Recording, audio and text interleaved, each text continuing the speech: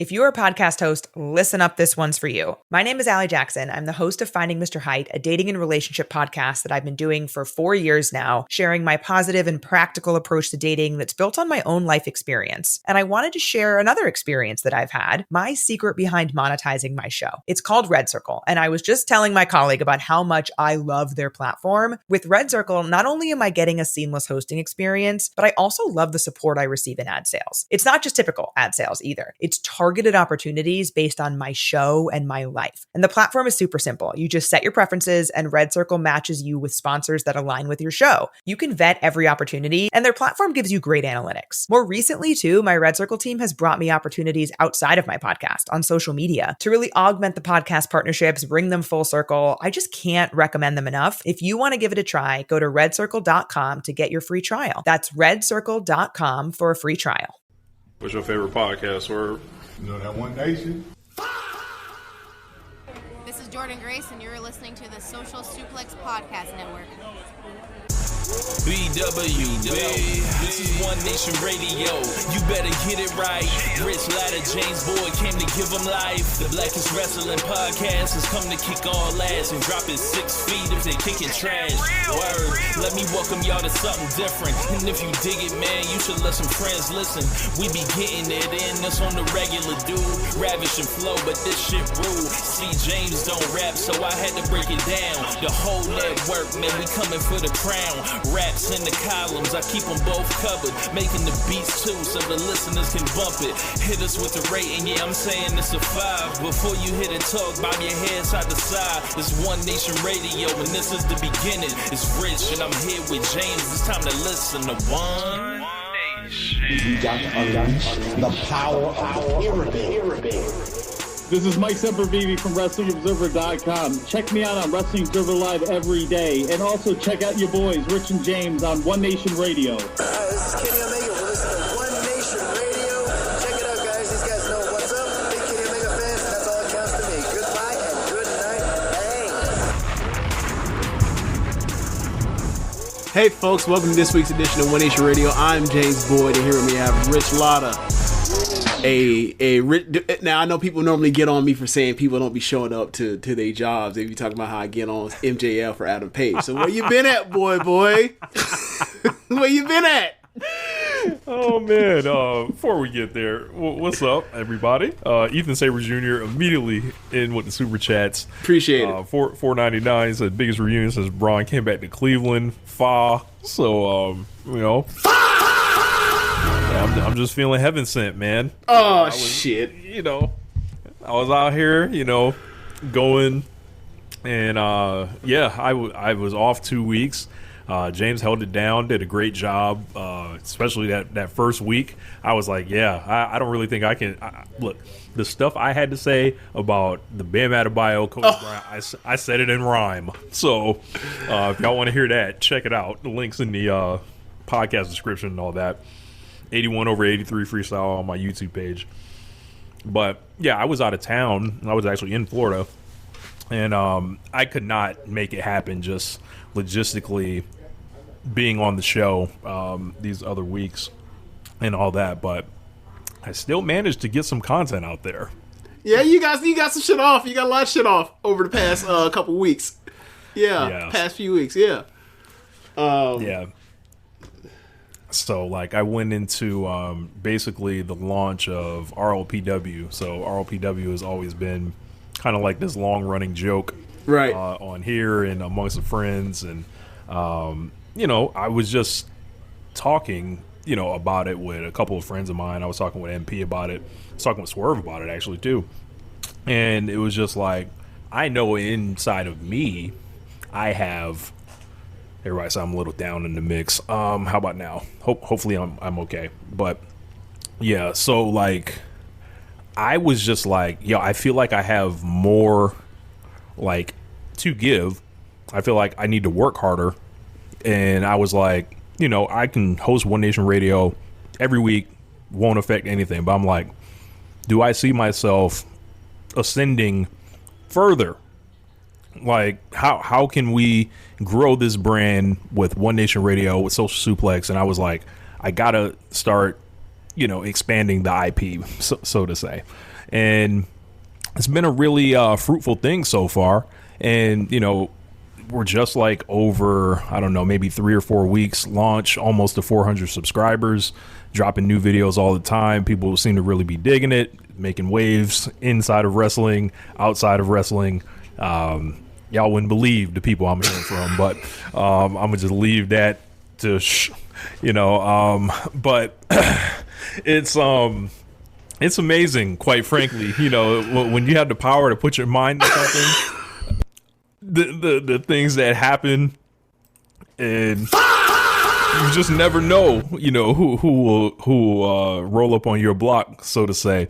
But just try to approach the game with respect for the game and be able to stand on my receipts. And I'm gonna have a blast doing this, because I was like, I look at the people like the big YouTubers that do stuff with pro wrestling, and I'm like, I don't feel like they got nothing that I don't got. So I'm going to approach it a different way too from what they do. So my people are out there. I just got to go find them. And it's already popped Social Suplex's numbers a little bit. So it's, it's working out well thus far.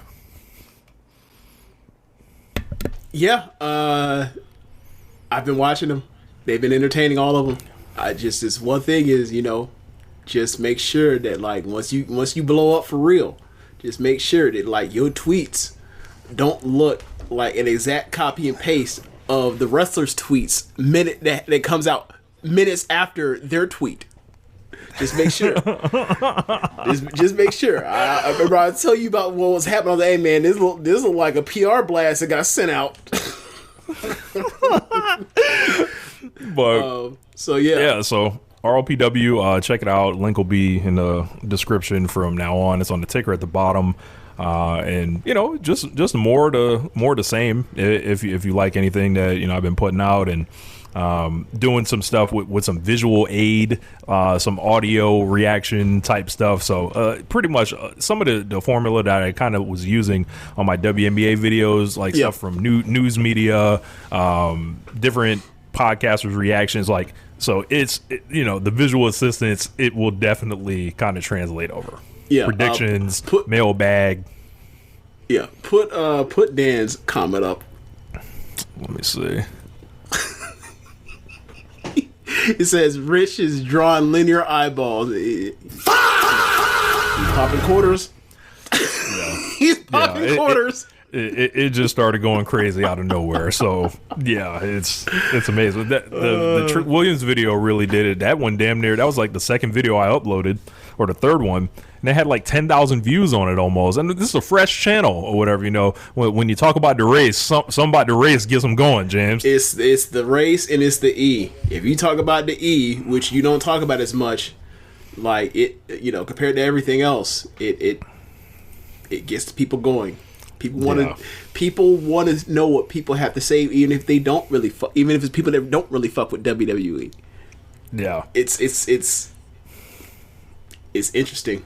It's interesting. It's amazing. Yeah. King of the North, RLPW competing with Sleep. Many are saying that's his competition. Oh man. That guy. But yeah, man. So just wanted to tell everybody about the channel and all that, and I would appreciate it if you are ever coming across this and you heard this, there's no reason why you shouldn't be subscribed and listening to Rich's channel. It's the same shit. It might be even better if you like Rich more than me. There's your hint. So there you go. Well, yeah, man, appreciate you holding it down, especially on the Kobe Bryant week, because brother, I was just like, it was a lot, man. It was a lot, and you were in disarray. I was not well. Disarray with a D in front. I was not well. It was just not anything I wanted to go too deep in, but I just picked up. I turned the microphone on here and got to work. So, I guess we should get it cracking though, man. So one of my favorite topics, World Championship Wrestling. James, 25 years ago today, WCW died. He was chugging along, and I tried to do the Dave Chappelle voice right there. Like, my friend, he was healthy, and he died, man. I don't be watching the recent Chappelle comedy run, so like I don't remember that. Same, but I be seeing people put the jokes out like that's like his cadence and shit. So I saw this week, and I was like, oh, new cigarettes caught up to Dave's voice. Definitely caught up to his voice. Oh yeah. So I was like, yeah, dog, like WCW died 25 years ago, and I was like, well, that's definitely getting talked about on One Nation Radio because I fucking love WCW. Like, I'm a child of WCW. Even though I was in the Northeast, I watched all that shit on TV anyway. Mm-hmm. So it was like, I loved the weekend programming because I couldn't stay up late. My bedtime was like 9 o'clock when I was a kid, a sub 10-year-old or whatever. Mm-hmm. So what would be on? Nitro came on at 8. So I was like, damn, I could watch the whole first hour of Nitro, and then I could watch Thunder.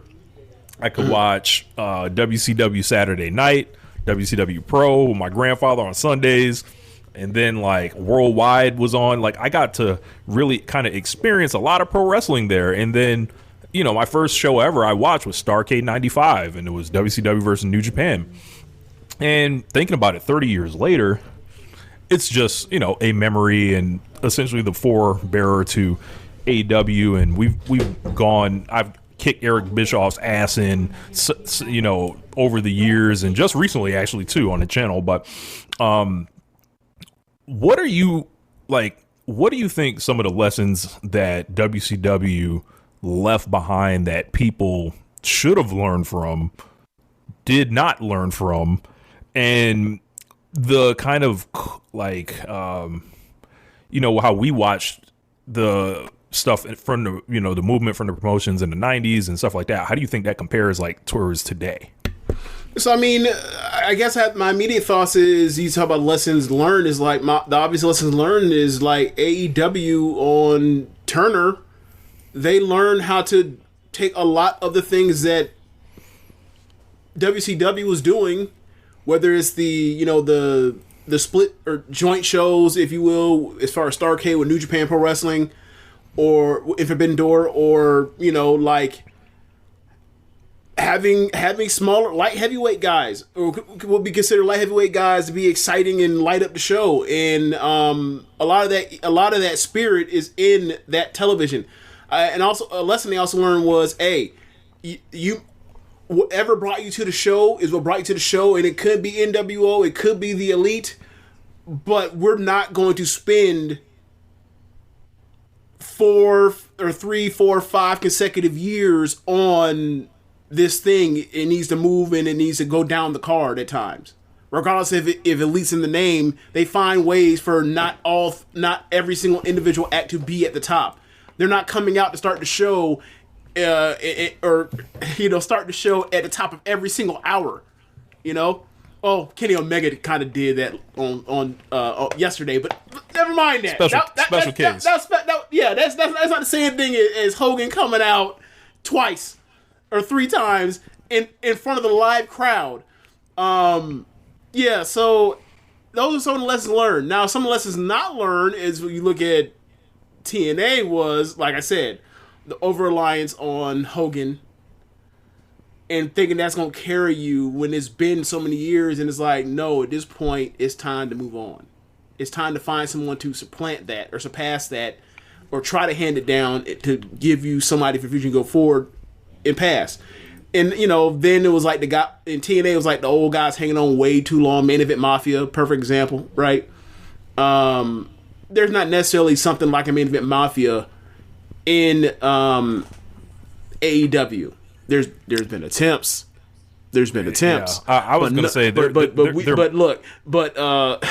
we stopped it. But anti-terrorism has toppled those at every single turn. So yeah, there are some people that argue maybe the Main Event Mafia is actually in WWE between the all the main eventers that are linking up and working with each other and keeping everybody locked out of them spots. So there's people talking like about that stuff. Is like Punk, Roman, Cody, and then whoever they want to work with essentially is allowed to come in, like a McIntyre, like a Kevin Owens, maybe like Orton is allowed to come in. But Walter, your ass not allowed in the club, it looks like, at this point. But I don't know, man.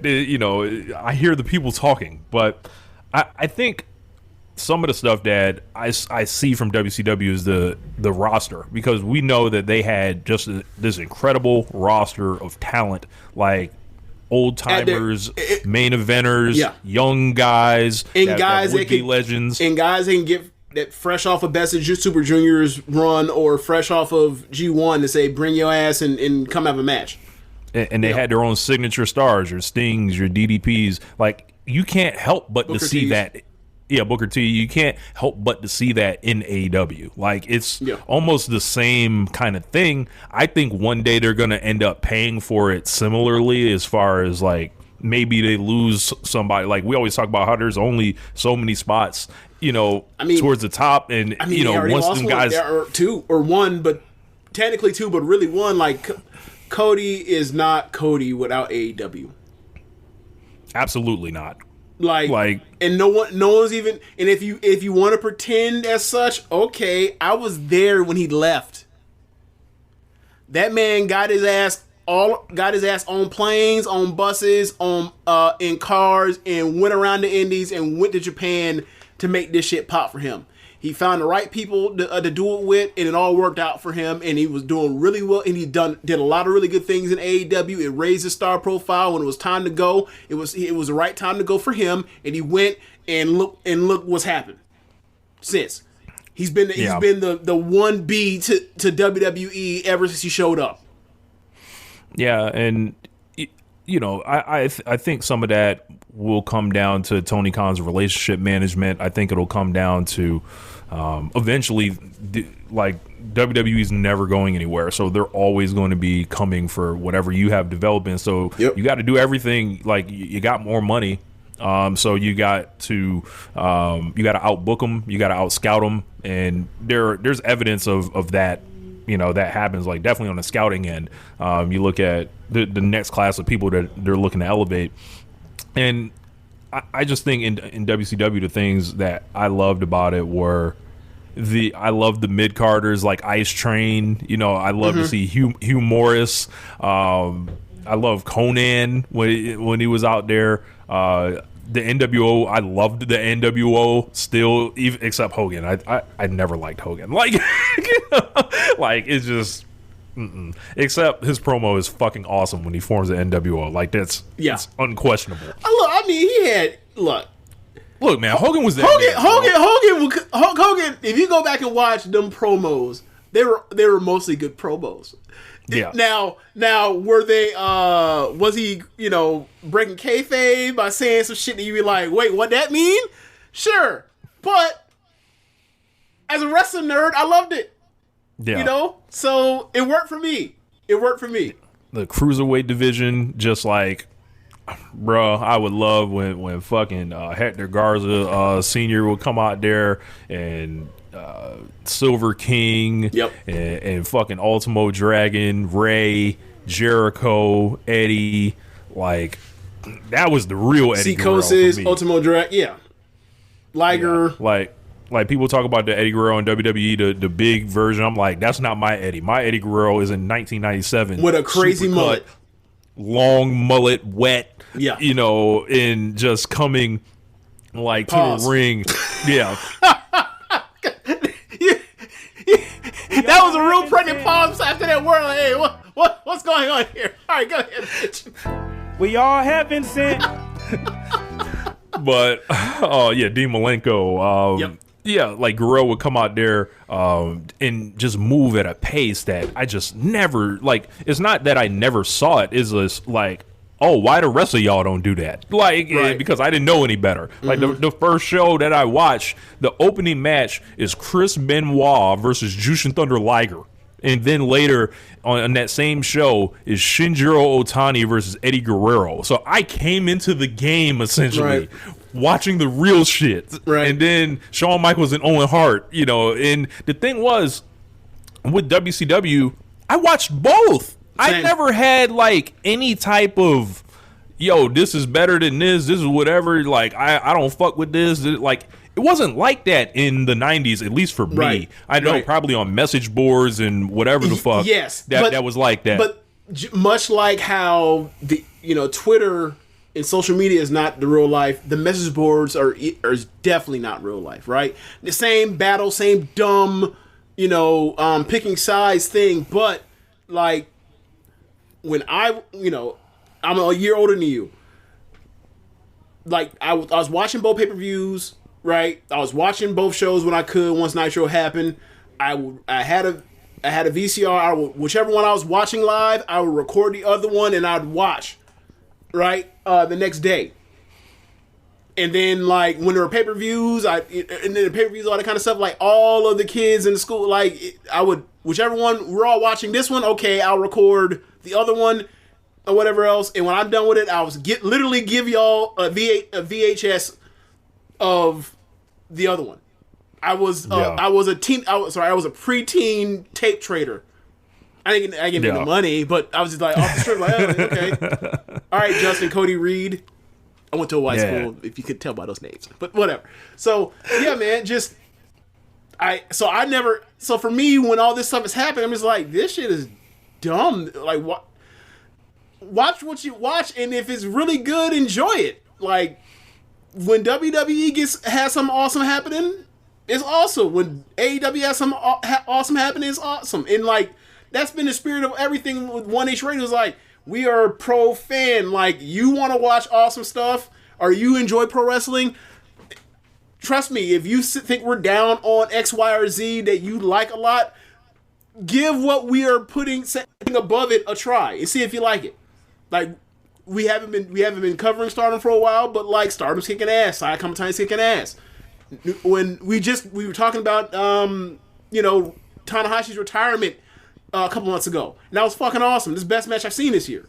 So yeah, like that's always been the spirit of our friendship around pro wrestling, and then this show. Yeah. So it's for us. We like, why is everybody acting like this? And obviously, we get it, but it's like.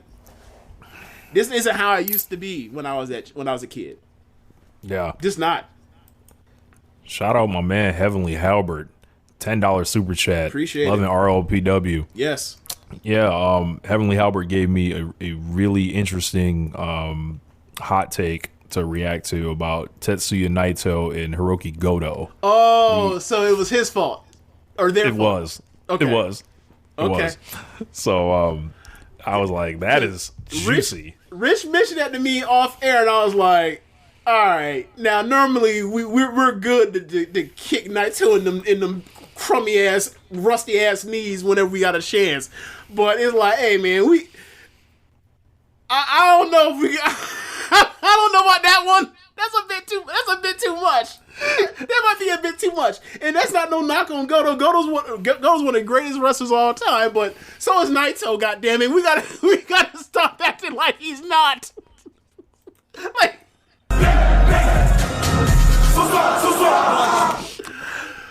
has Trish talked to you about this? No, I haven't watched that one. What was your opinion on that, real quick? So it was basically like, okay, match for match, who would I rather watch? Is Hiroki Goto. Absolutely. Oh, definitely a higher floor. And then I was like, he's one of the best offensive wrestlers I've ever seen. Yep. Incredible moveset. Yep. Fire, all that shit, right? I think he was the first one I've ever seen do an Ushigoroshi, and I was like, what the fuck is that? Right. And I was just like, hold on, bro. Like, but I was like, there's a charisma gap. And then, they did a lot of geeking of Goto. Yeah. A lot of bridesmaids. And not that they didn't do it to Naito, but Naito had the group, he had the shirts, he had the charisma, he had the popularity, and he had the ceiling in comparison to the floor, because he could get right up there, amongst those guys. And not that Goto couldn't get up there with those guys. I bet if we I looked up their O&R metrics. Naito's was like 85 and Goto's was 70, I believe. It was something like that. Which is still impressive given that Goto was lower on cards. Right. So it was like, all right, like Naito got plenty of opportunities. So maybe there's something to that, but I just can't go that far and just say, you know what, there's also this, right? I'd be willing to bet like most of the damage that Goto was doing was in G1s while Naito was fucking off, because Naito was good to fuck off in G1s. Yeah, but back to WCW. I think for me the thing I missed, like while AEW didn't exist, and it was just whatever WWE said. It was just whatever their history said it was, and then WCW history is now owned by WWE. Yep. They've got the WCW Vault YouTube channel, which is a really good thing. Like, I know the Vault isn't exactly the WWE Network, but it's like nothing will ever be the WWE Network. Nothing. Yeah, what it is now, it's free, and it's like something that you can watch a lot of different stuff and learn and enjoy different things up there. But I wish they utilized the WCW stuff better. Over the years, I wish there was more kind of respect for it rather than just it being viewed through the WWE lens. Because for a lot of people, they watched WCW when it closed, they never came back. And then, maybe they showed up to AEW, maybe they didn't. But for me, seeing like the end of WCW and then when you always know when WCW switched is when that logo fucking changed and the stage changed. Yeah, and it's like shit that looks like a starship, and it was that's not. I hated that logo. I never got it. Yeah, it's like that's not it. Like that's. I remember the part where I was falling out of WCW, watching it regularly. It was like that double elimination tournament, I think, right when Russo got the book. And I was trying to follow along with it. I was like, oh, I like the concept. I'm very sports tournament based and stuff like that. But it was just everything kept changing so much. And then it was almost unrecognizable towards the end. Eventually gets sold, to Vince, and Bischoff can't get it. Bischoff, he fucks off, with his talent management. There's just so much to WCW that I don't even think the books and podcasts have necessarily captured in a way to fully, I feel like there's still so much more about it, because WCW should be the ultimate lesson in a rise and a fall and a memory of what is possible with pro wrestling, because for all intents and purposes they should have won. They had the plays or whatever, they had the playbook.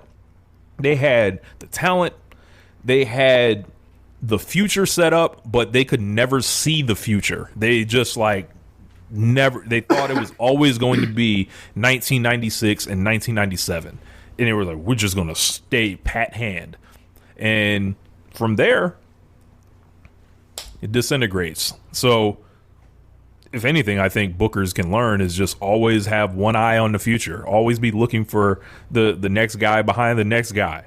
And, don't get caught out here, like Bischoff, because you too could be selling meat from a truck in Minneapolis, Oh, man. Yeah, it sucks that there was literally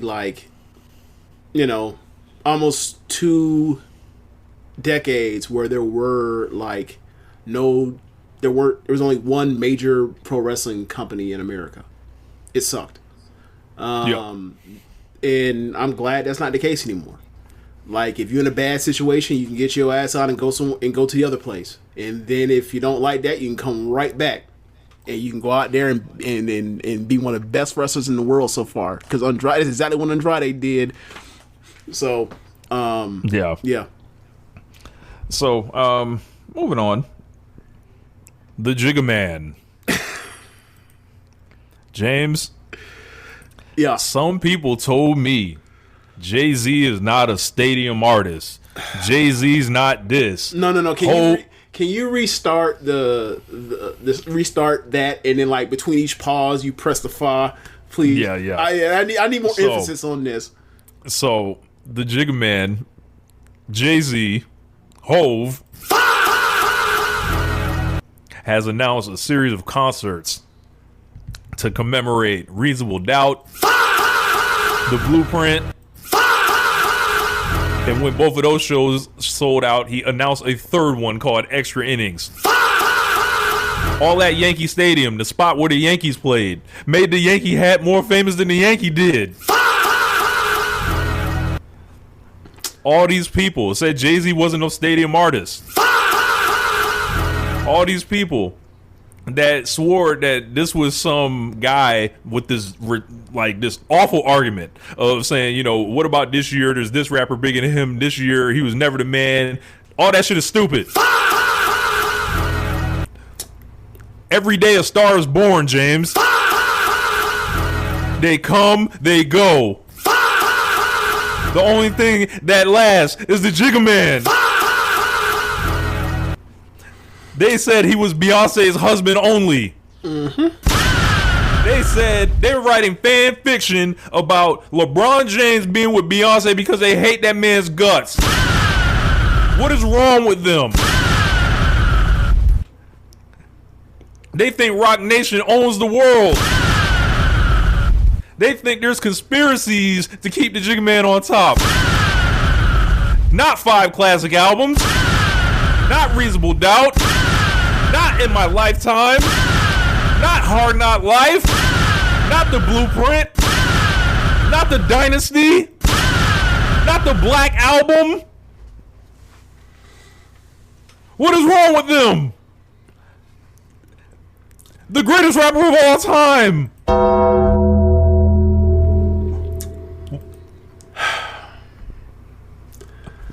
It was they think he's the Illuminati. No, they think Rock Nation is Illuminati, and yeah, they've been doing it since like the late 2000s. This Illuminati shit. It's man. This is very satisfying.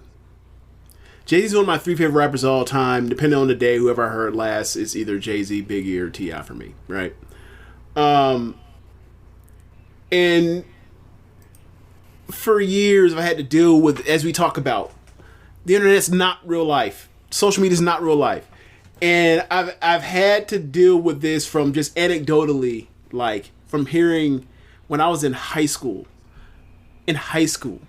that people were tired of Jay-Z because no one had ever been like on a run that long in rap. When you hear people, I think for younger people, when they hear people to compare rap to sports, they think it's kind of ridiculous because it's like, what do you mean? If you rap, you just continue rapping, right? But it was very youth based, and Jay-Z's Reasonable Doubt came out at a time when he was already older, right? He's older than Nas. Nas came out 2 years before Reasonable Doubt, with Illmatic, right? So locally in New York, people are already kind of like, I ain't really, you know, he may have had a classic, but like I remember him when he had a different flow, and that flow was Buns, right? And now he switched up to Mafioso thing, and it's like, oh, he's biting off Big. Right. And then, you know, there's the power vacuum of Biggie dying, and then everybody, Nas and Jay-Z and everybody else coming forward, trying to be the king of New York. Reach king of New York and fill that power vacuum, right? And at the end of it, whether it was Nas or Jay-Z or DMX, ultimately at the end of it, the person that won was Jay-Z.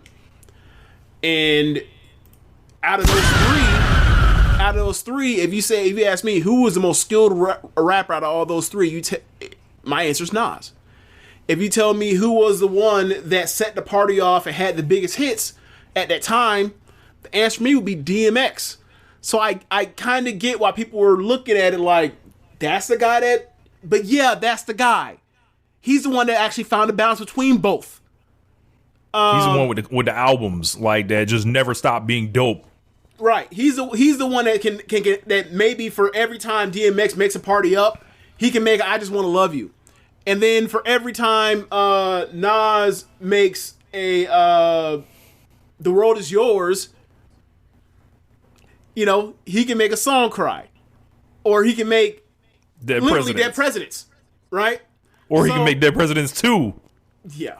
Well, so I'm not going. You're going to get me going off on another tangent or whatever else. So I'm not going to get into that. But Dead Presidents 1 over 2 forever, just like Who You With number 1 over 2 forever too, or as well. So for me, to get to that point,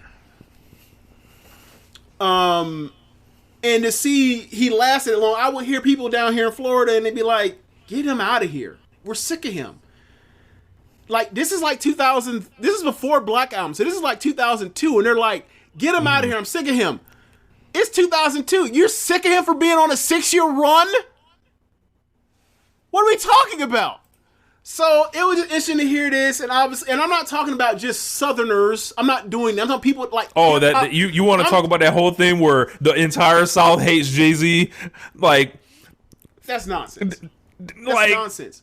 There is or the South don't fuck with Jay-Z. I'm like, you are lying. Like, nonsense. And you want to know why? Because Jay-Z was one of the first up north rappers. Now, I want you to hear me. Up north rappers. I'm not talking about the Midwest. I'm like Bone Thugs. I'm not talking about the West Coast like E40 or Tupac or Too Short. Right? They recognized, like, outside. This was a whole local game. Like, so I've always compared. You know, we always use comparison to rap in wrestling. Rap was a brick and mortar game. It's before streaming is similar, is also like streaming for pro wrestling, where it's like, okay, it's like the territories. Literally, like, the biggest market is New York City. So all of the tastemakers in this industry, all in New York City, all the gatekeepers in New York City, they're only putting on from any of the 5 boroughs, those people, right? And that's it, because that's all they know. They feel like they don't need to, and they can't travel no further. More rap, because this is the birthplace of rap, right? Hip hop started out at the park, right? So that was literally like commercial rap. I'm not talking about, KRS-One real hip hop and the MCing part. I'm talking about like commercial rap. So we're talking about like 15 years of this thing. And that's what the ground game.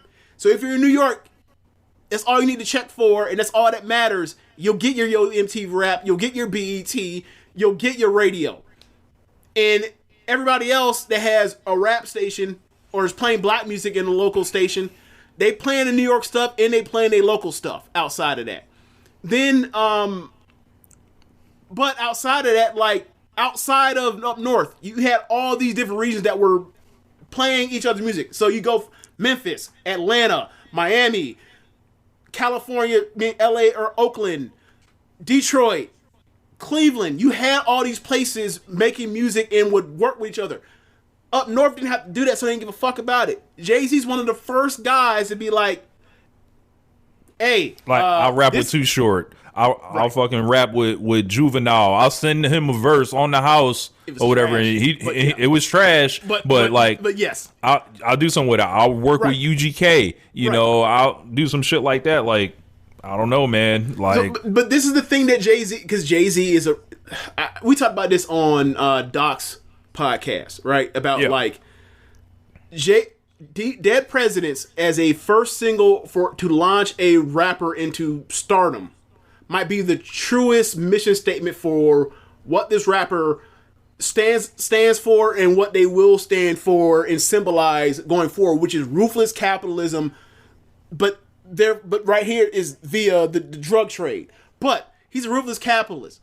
He saw and recognized, hey, I used to try to allegedly I transported drugs from the South to back and forth from up here to the South, right? I also recognize that this is a black musical genre, and most black people live in the South. So where there are people that will buy these things, or people that will buy these records, or will taste make for eventually who ultimately does buy this stuff, white people, they're going to need black people around them that's going to play the music too, on the radio, in the cars, passing by, or whatever else. And maybe white people will then buy these things. Ultimately, I make good music, but I want to sell as many records as possible. And that was Jay-Z. Like, I'm going to expand. Yeah, it was all about expanding. So you see, as you mentioned, the Too Short stuff, the Juvenile stuff. He's worked with everybody. Killer right? Mike, Big Boy, fucking all these people. He's giving people album slots. He's worked with everyone. Literally everyone at this point, right? So, there was that. So from there was always that appreciation from Southern rap, rap fans that, hey, this guy is doing these things that other guys we would like to see do this, right? Like having Raekwon on, Scooter and Barbie on, Aquemini that was fun, right? For me, I appreciated that, but there's also people that are like, hey, yeah, we appreciate it, but there's also this part of like, it wasn't just. It was the people that were like bad faith, don't really listen to rap, whatever. Like they were like, I'm sick of him, and they're also like, yeah, I don't give a fuck about no Nas. I'm like, you don't hear whatever. Okay, fine. Like, you missed it. All right. Like okay, but anyway, so to see flash forward, I've always heard that coming up down here, right? And I always thought like I just like it's similar to the wrestling. I just like good rap. Mm-hmm. It could be Pastor Troy. it could be Goody Mob. It could be UGK. I don't give a fuck. If it sounds good and I like it, I'm gonna play it. I don't care where it's from. It could be Tupac. It could be that. It could be Snoop. Whatever. I don't care where it's from. So, it was just weird to go from that to the internet age where, like, as I mentioned, people were sick of him that are in my age range that saw him at an age where, like, we're like 10. Imagine you get that, feedback loop from people our age and then younger people, right? Like, I don't know what Dangle's relationship to Jay-Z is outside of just like, oh, you know, really good, but like I don't know if he's ever heard the Black Album in its entirety. I don't know if he's ever heard the Blueprint in its entirety. I don't know if he's ever. Reasonable doubt. I have no idea. So I'm sure he hasn't if he hasn't heard those two. But so you hear that feedback loop, and then obviously the sound evolves, the game has evolved. What Jay-Z and what he was trying to accomplish as far as acclaim, fame, status, or whatever else, those objectives have all changed. Jay-Z was really good at, as a Ruthless Capitalist, trying to game the system to have it all. Sell a bunch of records and also critical acclaim, right? That changed. And we saw that with the streaming stuff. We saw that with the mixtape game going crazy, and it changed. So then people grew up on different set of objectives for what makes you a legend, what makes you a star, and they go back and they're like, what? So they're disconnected from what Jay-Z's greatness was, right? So then you have these conversations about like verses, and there's 20 different rappers apparently that will watch Jay-Z. Everybody could beat Jay. Everyone could beat Jay-Z. James, apparently. Everyone. Migos could beat him in it. Takeoff by himself could beat him in. Future killing Jay-Z. I take back. I forgot the RLPW. I'm sorry. Offset could take out anybody in a verse. He could take out Jay-Z in a verse, right, by himself. Yeah. And I'm just like, all right, man. And obviously, and it's not a real place. People just getting off nasty shit or whatever else. People trying to get their pennies and cents from Elon's Twitter fucking blue check. But then you have the Hive extremists. I identify as a Hiver as well, but I'm not a Hive extremist, right? Like like as you mentioned, the LeBron Beyonce made up a fair thing, and they talk about Blue Ivy, who looks more like Jay-Z than Beyonce, being LeBron's child, which is fucking absurd, right? So for me, you have that, and then you have why is Jay-Z always attaching himself to these Beyonce tours? And I just wish Jay-Z's trifling ass could be trusted, so he's not out here, being attached to these tours, so that I can just experience Beyonce. And it's like, so you don't want to open an act? What's wrong with y'all? You want to go to a concert as an opening act? The opening act is so people can show up late, so they can arrive when the main act shows up late. Foolish. You apply that logic to Lauryn Hill. Oh, you don't. Oh, now you want to open the act instead of being there bored for 3, 4, 5 hours. Oh, okay. So anyway, so when people say Jay-Z didn't really have no motion, this, that, and the third, is like, okay. When I saw that shit in them expensive ass tickets for Yankee Stadium in July in New York was gonna be hot as fuck out in an outdoor stadium. When I saw all them tickets sold out twice immediately, and there was a waiting line of over a million people, I was like, oh, this is what real life is. Not that shit. This is real life, not the internet. Yeah. Right now. If you want to go to real nasty, I'll give you another one. Jay-Z adds the extra innings. That also sells out. Now, we have seen in recent memory a lot of these acts put on these showcases in touring or whatever stage presentation they have in recent memory to then highlight and present themselves as, hey, I'm a big enough artist. I got the catalog for it. I got the hits for it. I'm a legacy act. And I'm doing something recently, whether it was Lil Wayne, whether it was Chris Brown, whether it was Kendrick Lamar, whether it was Usher, it was like, hey, I want a Super Bowl halftime performance. Now, Jay-Z, if he wanted a halftime performance, he could do it because he's on the board for picking it. Now, given what next year is, I don't know who's coming out to go get that.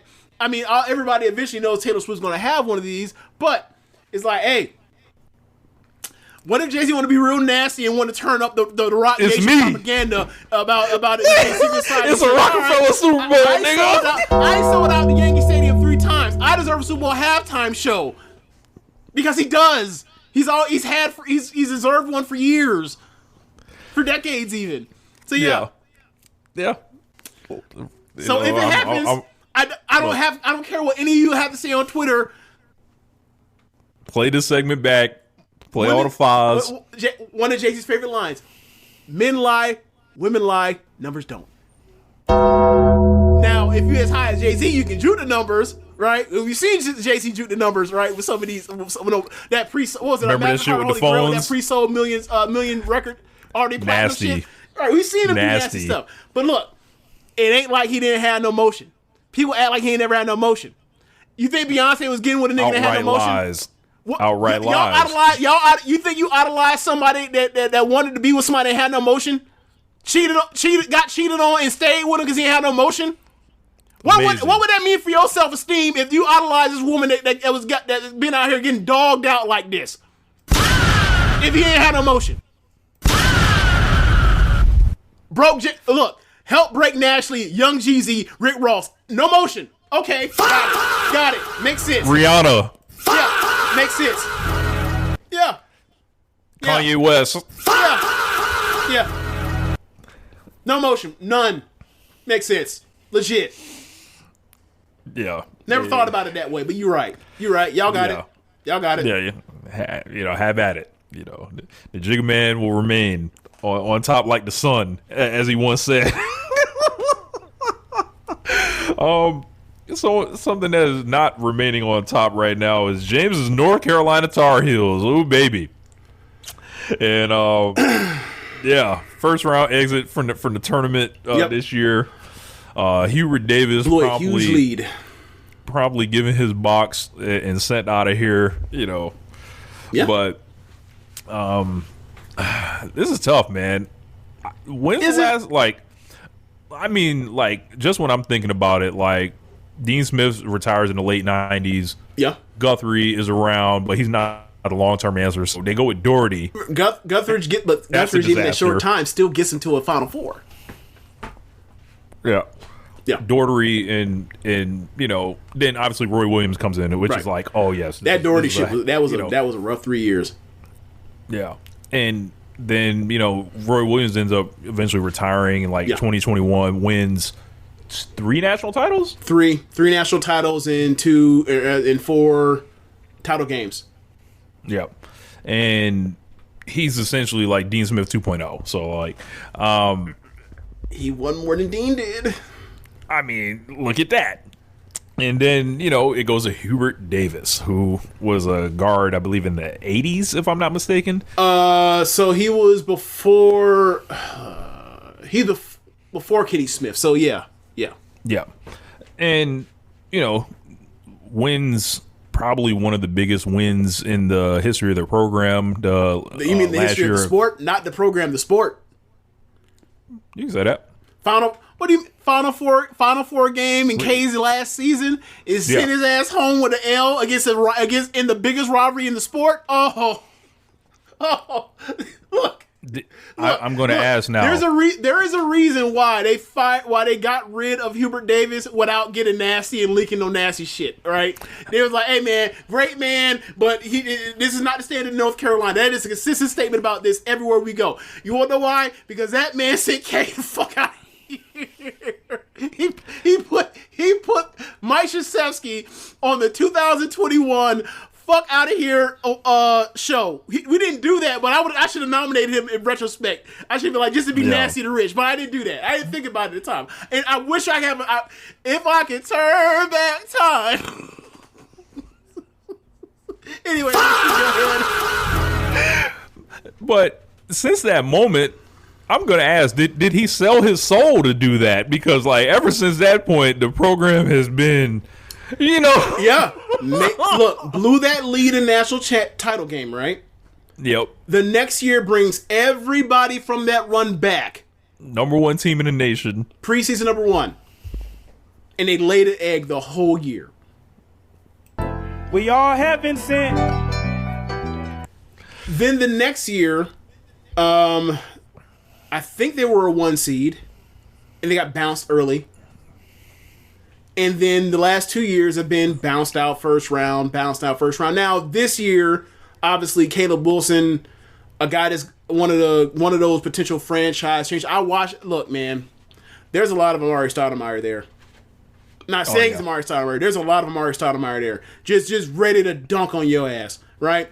But missed games, and it's just mainly people are talking about that record of, oh my God, he's 120 something and 50 something in North Carolina in his 5 years, and I'm like, I'm sorry, you think North Carolina's supposed to lose 50 or 10 games a year? That's not Roy Williams standard. That's not Dean Smith standard. And I was telling you, I went off the roller coaster. Because I was like, it's an even number year I expect this year for them to be good. And they were mostly good. And they were really good when Caleb Wilson was healthy. And then he fucked up his hand and they were out. And he ended up blowing that lead against VCU in the first round. And it's like, all right, well, what is North Carolina doing being a 5 or 6 seed or whatever else? One is Caleb Wilson was also hitting the portal and getting ringers. They had 3 really good guys on that team. The money. The word is money showed up and said, we've had enough. Yeah, and we will be pulling funding. You do the direct comparison to John Shire since then, and Shire's wiping the floor with North Carolina, in comparison. And granted, right? The ACC, just like in football, is lagging behind in the TV splits for NIL and the money for all that stuff, right? So you have the former Pac-10 teams that are in the Big Ten, and they're doing well. Big Ten's doing well. SEC football, basketball matters, right? That's because of TV stuff. And Carolina is one of them schools like Florida State and Clemson that want to get the fuck out the conference.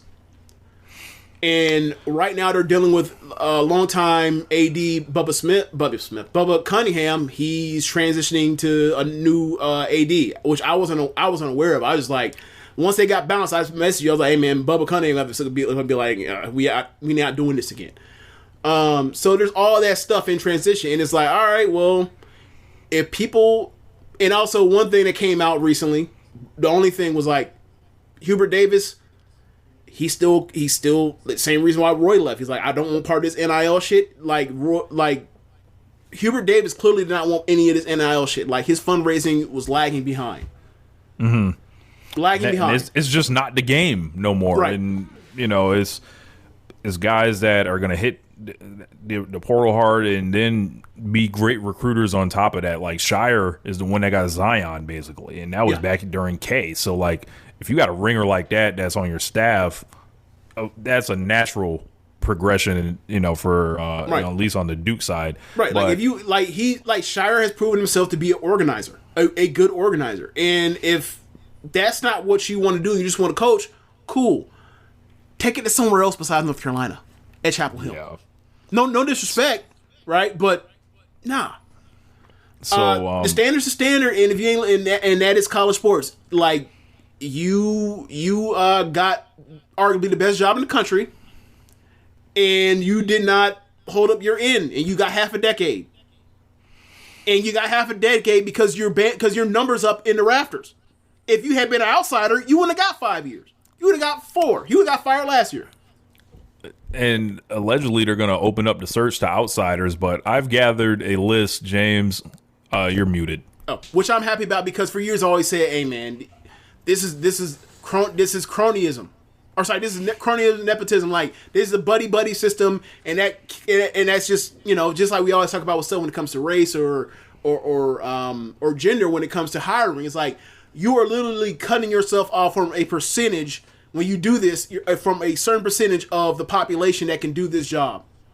Because it ain't just only one person that is qualified to run these jobs. Like there may be only one Nick Saban, but there's a handful of Ryan Days and Dan Lannings and Kirby Smarts, right, that can do this, right? Like just find somebody with a track record of success and just port it to North Carolina and there you go. And I'm not saying that is a North Carolina thing. I believe that at Duke. I believe that at Kansas. I believe that maybe not Kentucky as much, but those 3 for sure.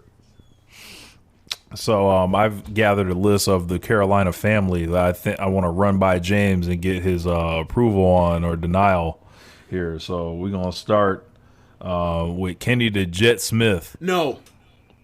The only person trying to get this nasty shit off is Stephen A. Smith. This man has no coaching background as in the NBA or college basketball. Why the fuck would he get this job? He wouldn't have got this job if this was a decade ago. What are we talking about? So no for Kenny Smith? No.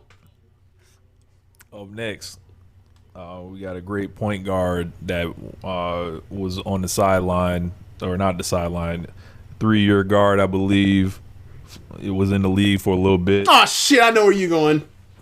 Ty Lawson. Oh, so I know that you said Ty Lawson, knowing that man got DUIs and all sorts of nasty. So I know where you're going next. I thought you was talking about somebody else that was a first-round draft pick that played 3 years at Carolina. But I'm sure he's on the list next.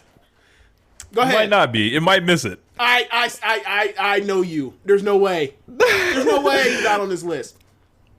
Roy Williams. Bring Roy back. What he doing? He go to the games anyway. Roy be at all the games. That shit's like bro, when Carolina home out the stands. When Carolina beat Duke, right? I forgot to send it to you, but there's a picture of someone on the floor in the tunnel where he's elevated seats, right? Roy's in that elevated seat. There's someone that's taking a shot picture up at him like this, and Roy's like, "Yeah!" And I'm just like, Roy got at the right time. Roy's like, "I don't want this shit. I'm not dealing with this nonsense of paying players all this kind of money and all this other stuff. I'm out. Y'all deal with it, but I will be at all the games." I enjoy seeing Roy at all the games. Honestly, I honestly do. But yeah, if you want to bring his ass back. Who am I to say no? He's only my favorite back. He's only my favorite coach in the history of the university of the So yeah. So look, you don't think Alabama wants Saban back right now?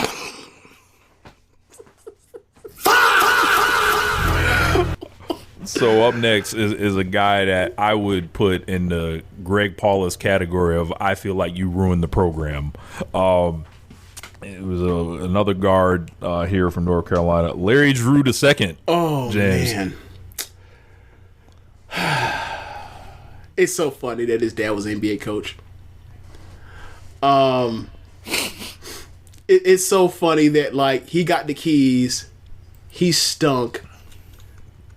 Like, North Carolina basketball is a specific brand of basketball to where Carolina will only ever be as good as his point guard. Well, historically, North Carolina will only ever be as good as his point guard and his bigs. And he was not up for the task of being a point guard for North Carolina. And then they put in Kendall Marshall, and the team took off immediately. Yeah, like they stunk. They made the NIT that year. After they won the title, with Larry Drew getting the keys. Next year they run it back with him. They stink half. That's when Harrison Barnes shows up. They stink half that year. They put in Kendall Marshall, and then the team takes off, right? And then he transfers out, and I think goes to UCLA after that. And like he has a good career at UCLA. I think he got drafted, but it was like it wasn't the right fit. It just wasn't the right fit. Yep. Up next, but the answer is hell no. Just clarification. Hell no. No. Hey, if you leave, you can't come back. Sorry. If you leave, you can't come back. Up next, former national champion, played some years in the league. You mentioned great point guards, has a popular podcast now. Here we go. Raymond Felton, come on down, baby. No coaching history. Sorry. No. You cannot have this job if you are not on the bench somewhere. If you're not coaching somewhere in college, the answer is no. It's automatically. No, I'm not doing this with you. No. Love Ray, but no. No. Next one. All-time legend. Hall of Famer. Played many years in the NBA. A legend in Canada. Great dunker. Played 3 years at Carolina. Loved the university so much he completed his 4-year degree. This is nasty. Vince Carter. No, man. You can't love North Carolina that much. Like, so for those that don't know, Vince Carter, before Game 7 of a playoff series, flew down to North Carolina to walk for his graduation ceremony, fly back up, and then promptly lose while playing poorly against the Sixers in the second round, the year that the Sixers made, in 2001, the year the Sixers made it to the playoffs. And I have never forgiven him for it. We all have been sent. Never forgiven him for it. I was like, hey, man, you could walk anytime. What are you doing? You want to add jet lag before Game 7 of a playoff series? Bro, he would get, like, killed for that now. I know. That's why I've never forgiven him. So, up next. This is Mamba mentality at its finest. Vince Carter and Kobe Bryant were of similar skills in athleticism. Vince turned out the way Vince did. Kobe turned out the way Kobe did. Mama mentality is a real thing. Like it's overstated, overhyped, overrated, but it's still a thing that existed. Okay. Like I said in the song, to the mob mentalities and all y'all. The power of Christ compels you. That was essentially that. So up next, we got. You saving the best for last, huh? Because you're getting nastier with the Vince one. So now I'm assuming there's only we got 4 more. We got 4 more on the list. Okay. Let's hear. So, we got a former national champion, icon, somebody who perhaps everyone cares about the program for anyway. Success on the court, success in business. Some say he's the greatest player to ever play this game, James. Michael Jeffrey Jordan, come on down, baby. you imagine that? Michael Jordan? No, I could not imagine Michael kids? Jordan. I could not imagine Michael Jordan coaching North Carolina. Absolutely not. That'd be a fucking disaster. He would break every single one of them kids. He be trying to play a one-on-one and shit. First off, you see how happy he is when his race car team with his country. That nigga. See, that's the thing, right? That nigga loves them NASCAR races, boy. Look, here's the thing, right? You think he be calling up Brad Daughter and talking shit? Oh yeah, yeah. I think he'd be calling up Randy Moss too. Here's the thing, right? People like Brad Daugherty, when you hear their accent, you know, like, hey, there's something going on here. Yeah. Like this, like, why is this gigantic light-skinned black man have a country voice like a white man, right? Why was Randy Moss having his own race team, right? Back in the day, right? They had these accents where you'd be like, oh, okay, Tobacco Road, I get it why y'all get attracted to the country, to super country, I get why y'all want to race cars. Y'all, it's understandable with Daugherty and Moss. Mm-hmm. Michael Jordan's level of popularity obscured the fact that he's been obscured the part where like that we really know if you actually like followed his biography, all that kind of stuff. He country as hell. Mm-hmm. Like when we be joking about how he don't like hip hop and rap, it's because he's country as hell. That stuff won't get played around him. This shit alien to him. Funny as shit. So yeah, like the race. So back to like the race car stuff. He ain't leaving that for this. You know, he having the thrill of a lifetime when they go out there and win. Every clip I see of Jordan jumping out on the track. It's the happiest we've ever seen him. It's the happiest we've ever seen him since he was playing for the Bulls. Yeah. I ain't trying to take that from him. No, let him be happy and win them races. So the next person is a coach. Former NBA All-Star. He also bald head as well. Always been bald, pretty much. Oh, I know. Ready to fight? Ready to fight. Yep. Can't nobody whoop him. You know, you want a strong leader, you know, to go behind. Jerry Stackhouse, come on down, baby. There's not a chance in fuck he's getting his job. He's I think okay, so if he had did better in college, at his last stop in college, I wouldn't mind it. It didn't go so well, and then he transitioned fully to the NBA, so I think even if they called him, he'd be like, I'm finna get me an NBA job. I'm not finna deal with no kids. I'm gonna punch one of these motherfuckers in their mouth. Because they got some money in their pocket. So nah. I love it. I love it. You don't want to deal with that. You don't want to deal with that. So number two. Yeah. Number two on the list. Very unique player in his day. Not an NBA champ. Oh, yes, a former NBA champion. Matchup nightmare on the court. Once said the ball don't lie.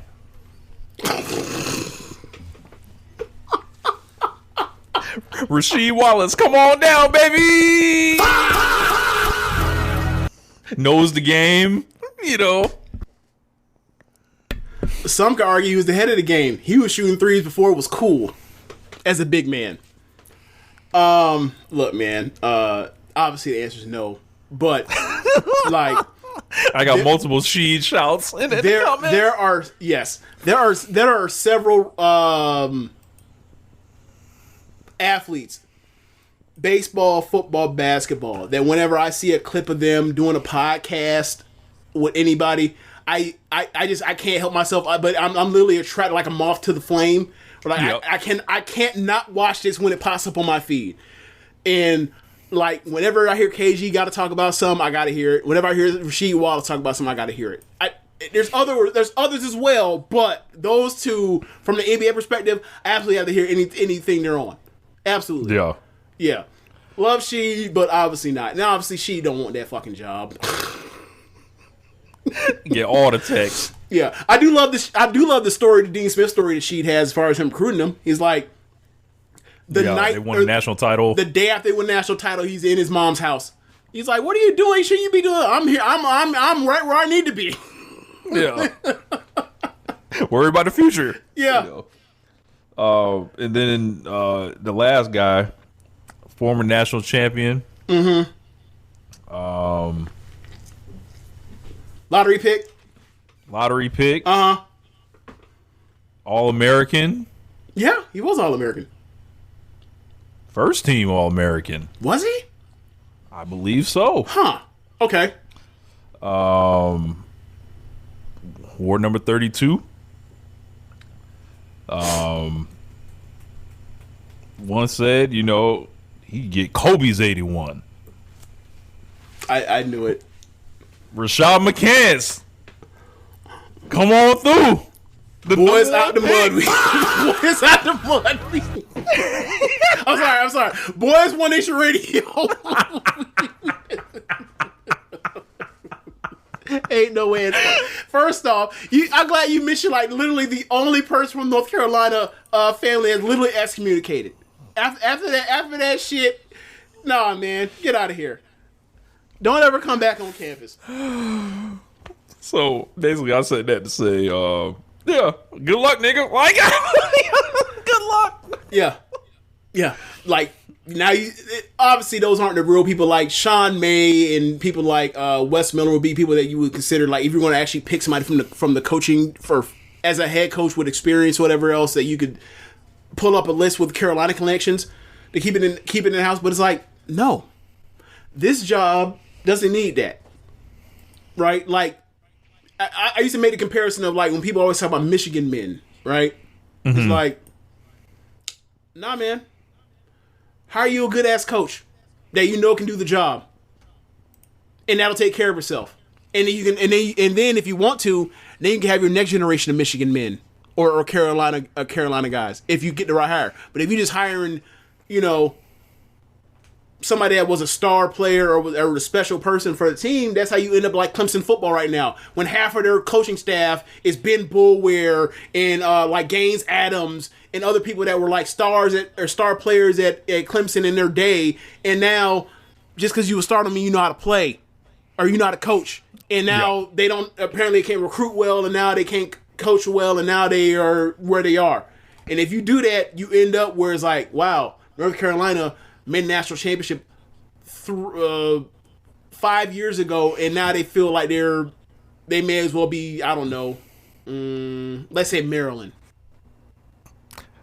Fuck Maryland, right? Well, I just meant as far as like they are one of the premier outfits historically, and even in the last decade with success, right? And it's like, okay, does it feel like they're still that? Does it feel like they're on the precipice of fucking up for a generation, needing to come back? Because like, you know, you can look at UCLA, you can look at Indiana. It ain't always sweet if you keep fucking up hires. It's a strange shift, isn't it? The parent who raised you needs some help, and you want to be there. With Care.com, you don't have to do it alone. Whether you're clear on the kind of care your aging loved one needs or still figuring it out, we've got support. Find background-checked in-home senior caregivers for anything from companionship to dementia care. Or browse senior living communities, read reviews, even schedule a tour. Plus, access to safety checks to help with your peace of mind. Still not sure what's best? Our senior care advisors, who are all master's-level social workers, can help you build a plan. For a limited time, use the code LISTEN20 for 20% off your initial Care.com subscription. That's LISTEN20, all one word, good for 20% off. Start your senior care journey with confidence. Yeah. So let's go on, man. Luka and Wemby in the NBA. Luka's trying to steal this MVP right now. I mean, they both are. Wemby's trying to get it. And man, it's a very compelling kind of thing there. Yeah. Like these guys have been on fire. Luka's averaged like 40 for a month. Damn near. More like, well, not a month, but like it's half a month. Or it's over a half a month at this point. It's like 7 games, 8 games, something like that. Yeah. Yeah, which is very impressive. Like, you know, when I was talking about the on the show about the Kobe thing, is like it ain't just the 81 with Kobe. It's that Kobe was in the middle of an all-time heater where he averaged 40 for a month in that you know, in January 2006, and now Luka's halfway to doing it, and The Lakers have won like 10 and 1, 9 of the last 9 or 9 of the last 10. Yeah, something like that. Like, luckily, all 3 of their biggest or their best players are all healthy for the first time this year. But it's like it also involves a part where like Luka's 3 balls started dropping, and he's hotter than fish grease right now. Anybody can come get 40 from him right now. So yeah, it's been very impressive to watch.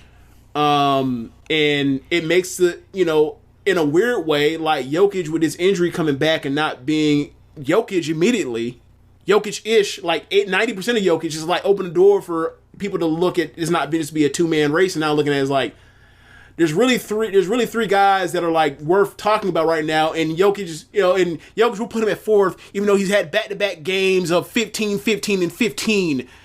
So like really have 4 guys that are going nuts right now. Yeah, the Wemby thing is hilarious because Nick Wright is turning into Skip Bayless slowly. I'm enjoying seeing them chickens come home to roost. Everything he was doing for these decades, for this last decade or whatever, is going to be amazing. That man's trying to manufacture that hate train to come towards Wemby. Yeah. I love it.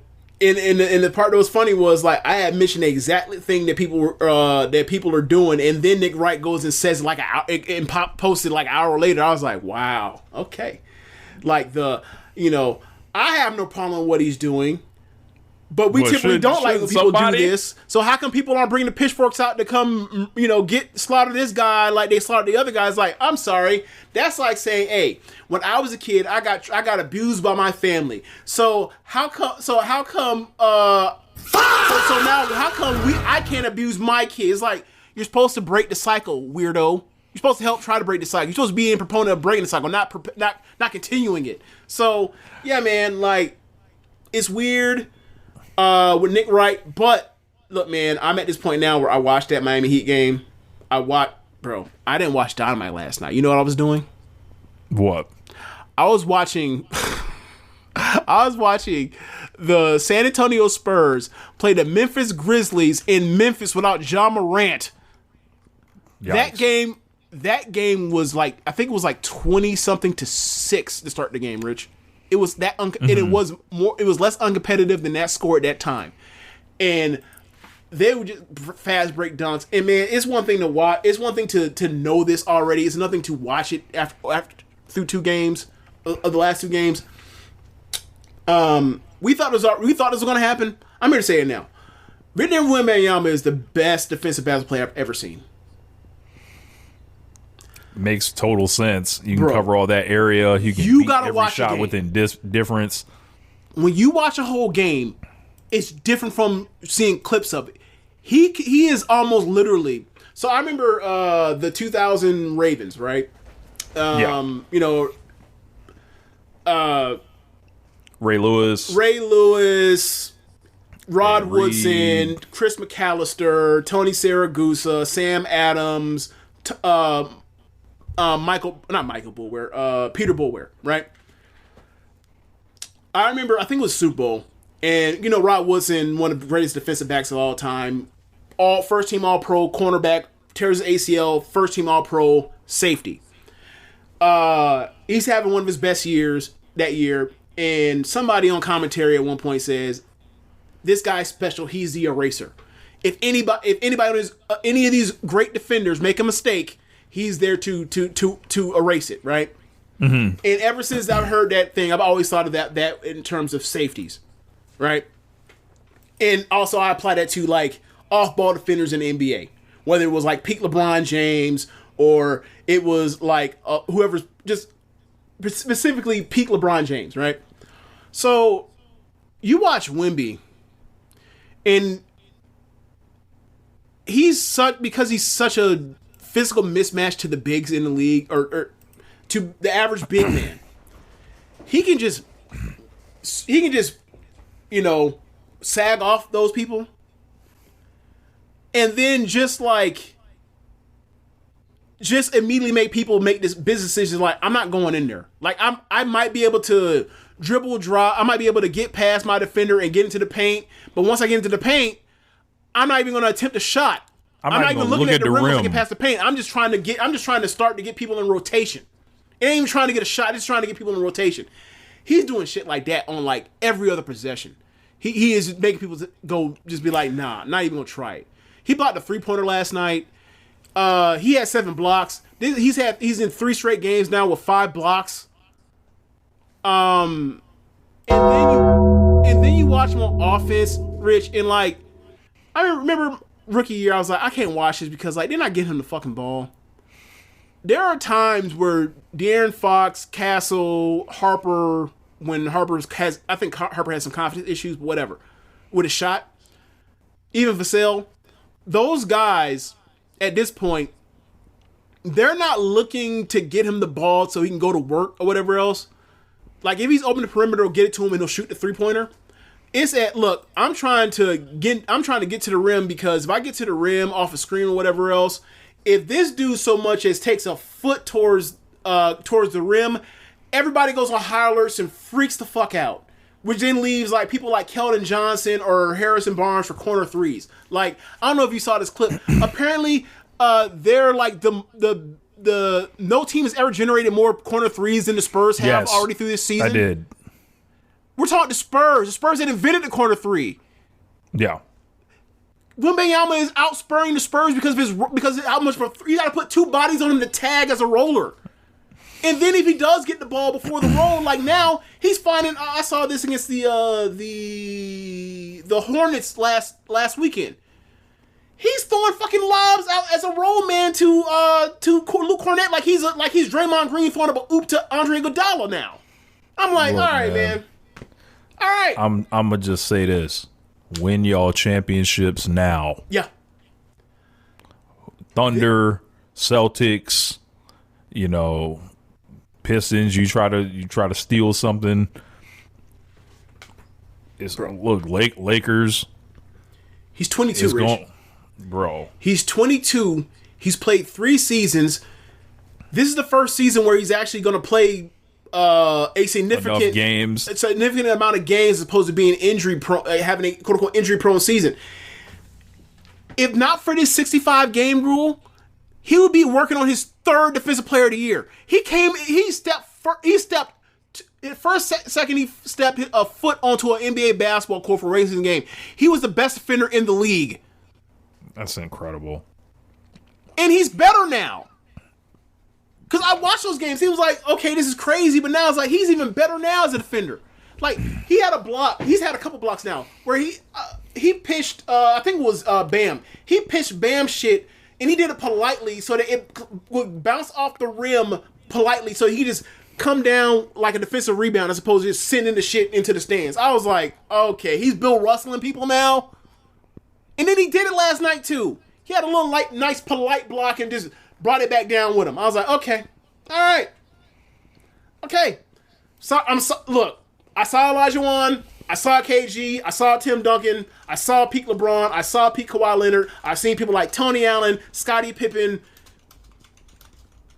There is nobody that's ever affected on a possession by possession basis this. Because you can have him guarding Tyrese Maxey on a switch, and Tyrese Maxey will have him running half of 400 meters, and then he'll still pitch his shit. The other day, I think it was against Miami, he blocked a reverse layup. He's something else. He's something else, man. And then it's like, look, man, the only thing to hope for is I hope his 3-pointer don't drop tonight. Because if he makes 5 3-pointers in a game, you're done. Yeah. Jesus Lord. It's gonna look, man. If he gives us 10 postseasons, healthy postseasons, I'm sorry, my childhood is going to be passed over, flat out. And there's going to be no debate about it. Like, I think the thing about, particular in the context of people, the Nick Wright thing, when people were like, or he was like, how come people aren't, talking about his arrogance? This is because it was one thing when you're LeBron James and you are like the most complete basketball player ever, right? Nobody has a higher level of every single thing in basketball, every skill that needs to be done to be good at basketball. Nobody had that high of a ceiling at every single thing than LeBron James. The versatility, all that, right? But and nobody was ever, that what Jordan did was what Jordan did. We talking about 7'4". We talking about 7'4" guy, 7'5" guy with Kevin Durant tendencies. Yeah. Nah, man, this is totally different. And like, totally different. It's totally different. Kevin Durant and Bill Russell. Like, it's like at this point now. And this was before I started watching on like now I'm just on like I'm going to watch every game I can, right? Yeah. But I would send you highlights of whatever game you have, and like, bro, it's every single week he does some shit I don't think I've ever seen before. Mm-hmm. He's nuts, man. He's nuts. He got dunked on by Gigi Jackson last night, and then the came back and did it to him. He dunks on him right back. Real nigga. Yeah. So, like, I love his mentality. Man. Like, he ain't on no sucker shit. I fucks with him. Yeah. So and I think, and I forgot to finish my point with the why people aren't giving him this kind of pass because he's never played in the playoff games, because we've never seen this before. Like, it's one thing when you're LeBron James and it's like, he's going to be great. We don't know how great he'll be, but we think he'll be one of the greatest of all time. You see him in limited time, in limited games, whatever. You watch him this year and you're like, yo, LeBron never had the potential to be this, because this shouldn't be possible. I mean, anybody that's ever had his kind of dimensions breaks down with injury. We never expect a 7-foot+ guy that's wiry and can shoot. We expect him to be Ralph Sampson or Yao Ming or anybody with their navicular bone breaks and they're done. They say, Bo could do all the same shit, as Wemby. Great call, we Shaq. all have been sent. Great call, Shaq. I can't wait till them inside the NBA contracts run out and they done with them. Oh yeah. Look, we was right. We told y'all a year ago. Yep. They should have let that show lapse and go. And everybody could have got a send off. They could have did it all clean at TNT. Mm-hmm. All they've done is prove us right. Yep. All right, man. Let's get into the wrestling, man. Okay.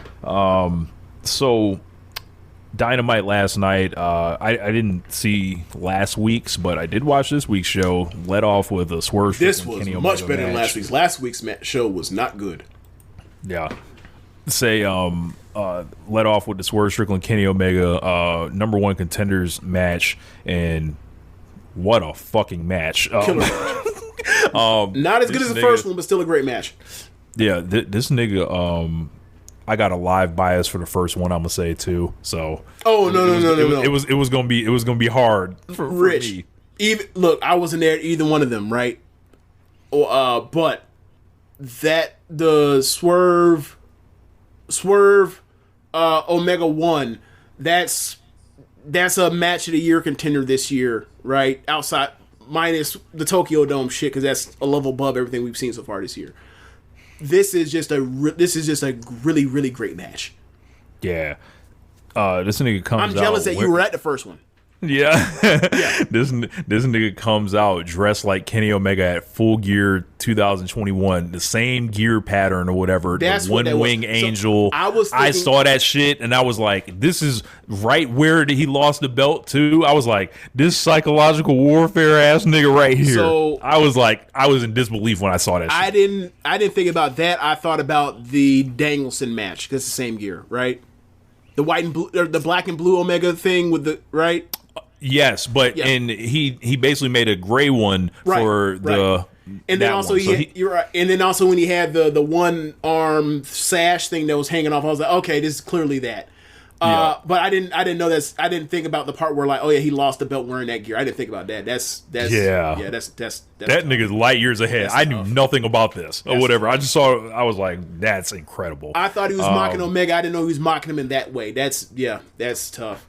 That's layers upon layers. Like, yep. Huge. Like it was like also Kenny Omega new off gear, the top rope. I didn't like it.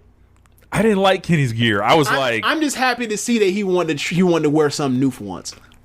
Yeah. I didn't like it. I know it probably meant a lot to him. I think he had like his cat's print inside the Omega symbol or whatever. That's cool, but visually, that's it cool didn't until Swerve. capture me. That's cool until Swerve gets heat on a pet. Heat on the cat. Heat on yes. It don't look. It ain't heat over. on the dog. It ain't heat on the dog, but heat on the cat is something we could work with. You know, heat on the pet is like this nigga went into my koi pond and stole my fish.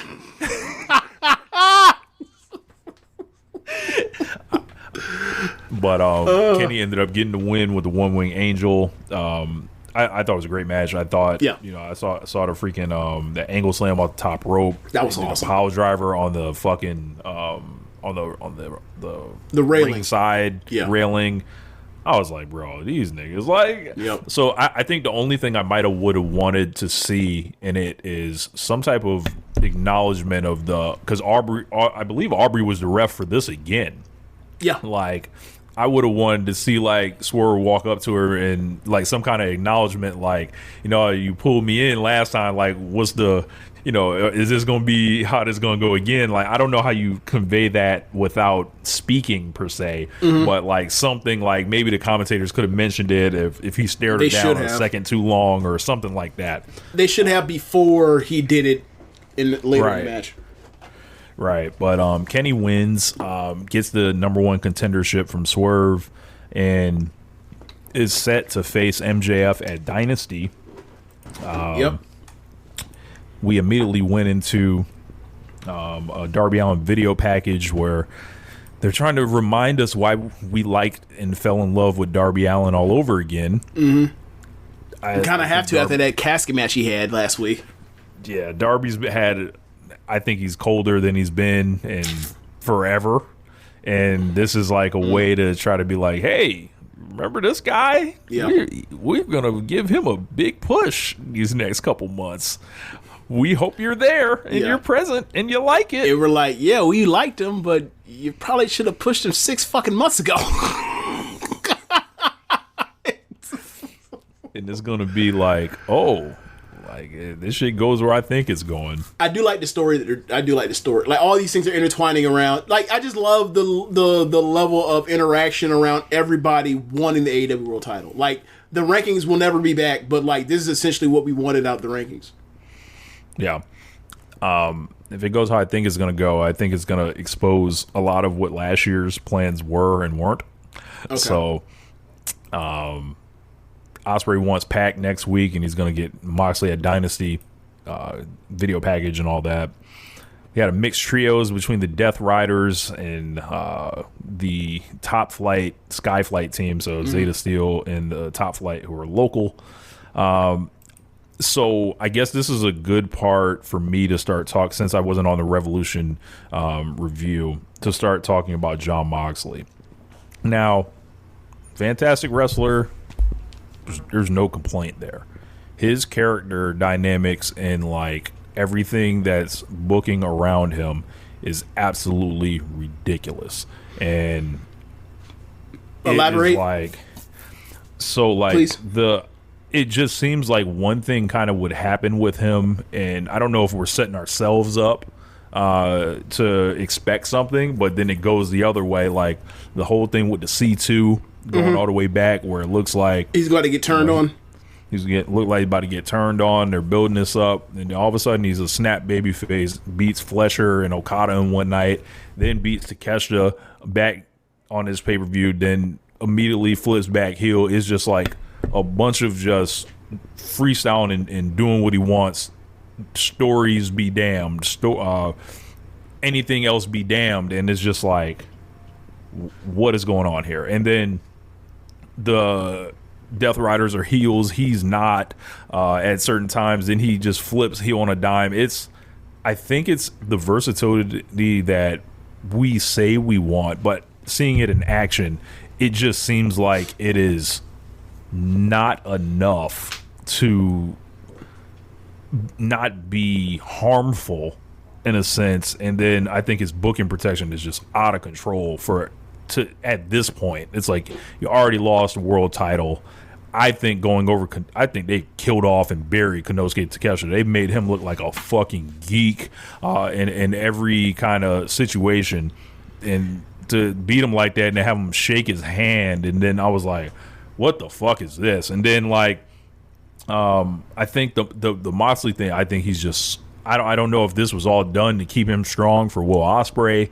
I don't know if this was like, it's like seeing the back-to-back wins over Fletcher, Okada, and Takeshita.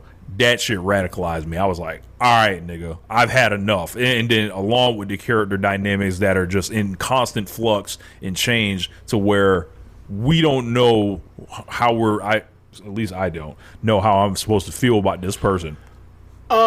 So I don't disagree. And I quite frankly, I would add to what you just said. It especially hits that way when Ospreay shows up. And it's been something because Ospreay was gone for 6 months. You forget that they're the ones that put Ospreay out of commission. They have to remind you because you had the C2 run with the bad ankle that was babyfacery, right? And then you have Ospreay show up and you're like, oh yeah, that's right. He's the one that put him on the shelf. So yeah, he is a bad guy. He has redeemed himself, but he already kind of has. But this guy is clearly deserves his vengeance, so we're gonna boo him. And it's like, yeah, that's not. We know they've had an awesome match before in New Japan, or was that New Japan of America?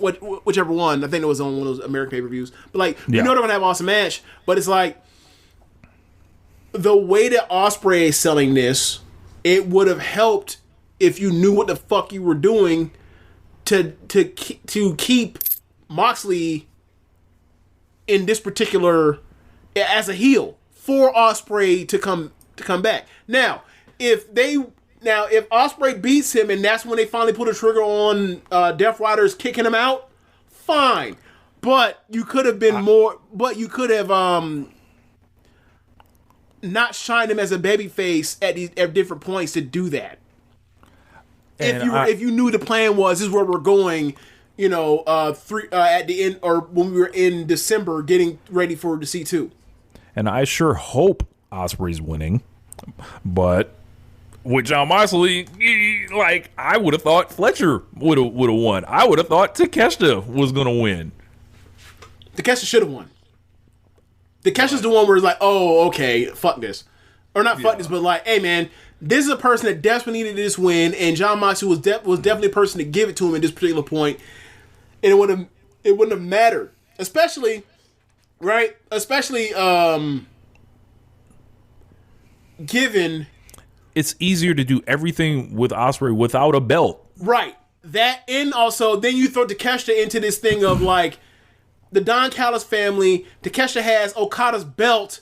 Okada, they clearly don't like each other. There's gonna be Don Callis involved. There's gonna be Fletcher trying to decide what side he's on. You're and all these stretching all dynamics this have been out interesting so for TV. long. But because, these are mostly collision guys, I guess not. I don't know. Yeah, I'm Let's put Copeland and Dax back on with the mic on TV, handling most of the work instead. Because that's what people care about more than Okada, Fletcher, and Takeshita. Definitely. Definitely the average AEW fan. Absolutely. I am fucking furious about Konosuke Takeshita's booking. Like, I don't get it. Whose wife did he fuck? I don't. Great Dev, shout out Dex. He left a $10 super chat. Said, not gonna lie, this is the first pay-per-view since the last MJF reign that I'm skipping. Even my special little guy Mox is on BS now. How do we erase 6 months of character work for all the guys that made All In happen? Ooh, baby. I wouldn't necessarily go that far, but I get how he feels that way. Yeah. Let me keep going here. Video package for the Young Bucks, pretty much saying they're still coming for it. They had to get him some type of communication after that damn match. Like, them niggas like went crazy in that match, and I didn't really get to talk about that one, but man, like, match was fucking just from the fucking entrance alone, bro. Like, I was watching it, and not many things in pro wrestling get me to a place of like feeling emotional about things or reflective about life. When I saw them come out there with all them kids, dressed, all them baby young bucks or whatever, I was like, all them future second generation wrestlers. Yeah, I was like, damn, man, like I wish I was blessed to be a father like that, and come out there with your kids, and then, you know, it just hit for me in a way that I don't know if I'm getting softer in my old age or whatever. And then the uncles are sorry, and then like the brother and the parents are there. Like it's three generations. It was really fun. Yeah, it was really cool to see. And then like, you know, Nick's on the floor bleeding immediately. Yeah, bro. Like if they go home off that Meltzer driver, and then that shit sound like Kobe Bryant walked back in the building, bro. Like it was like, well, it was the one. It would have sounded like that, but yes, it's something. It would have been crazy. Yeah, like they finally got their one. They finally got their classic between them, I think, classic, and you know, hats off to them. Yeah, just the wrong finish. Yeah, that's all. Yeah, that's it. That's the Young Bucks winning that match in the opener in Staples in front of their family after the way that Nick and Dax were bleeding. That would have been a special. That would have been super special. Still a special match, but I mean, like I'm talking about, like it's up there with the Young Bucks' biggest or greatest matches in AEW history. Which, you know what I'm saying, like the short list. And right. It was just the wrong finish. Still an all-time match though. Yo, make sure y'all hitting that like button, sharing the stream and all that. But yeah, what else we got? They had Speedball go over Rocky kind of in a squash. MJF and Kenny Omega did a dueling kind of promo. And it's basically they did this thing. It's the God versus the devil. Yeah. And all that. And I was like, that's a kind of interesting thing. But it also feels like kind of like a test tube thing. It's like somebody thought of this God versus the devil thing and decided that's the selling point for it. It's like it's just written to be on posters and stuff like that. And you know, I just got to say, I didn't... Go ahead, Rich. Go ahead. No, I was going to say. No, finish it. Yeah, I was going to say, Kenny did most of the talking here. I don't think what he said, you know, was bad or anything. I just didn't feel the energy. And it was just like, you know, maybe it's just week one, but the thing is, they don't got that many weeks to really... They only got 2 more shows left. Right. They don't really got, you know, all the time to... you know, really build it up like that. So, you know, if MJF beats Kenny Omega, I think, you know, how we all kind of freaked out last year after Dynasty, I would say prepare for part 2 there. There was nothing that sold me on Kenny Omega is about to, like, end this shit, but I could be wrong. Never know. So...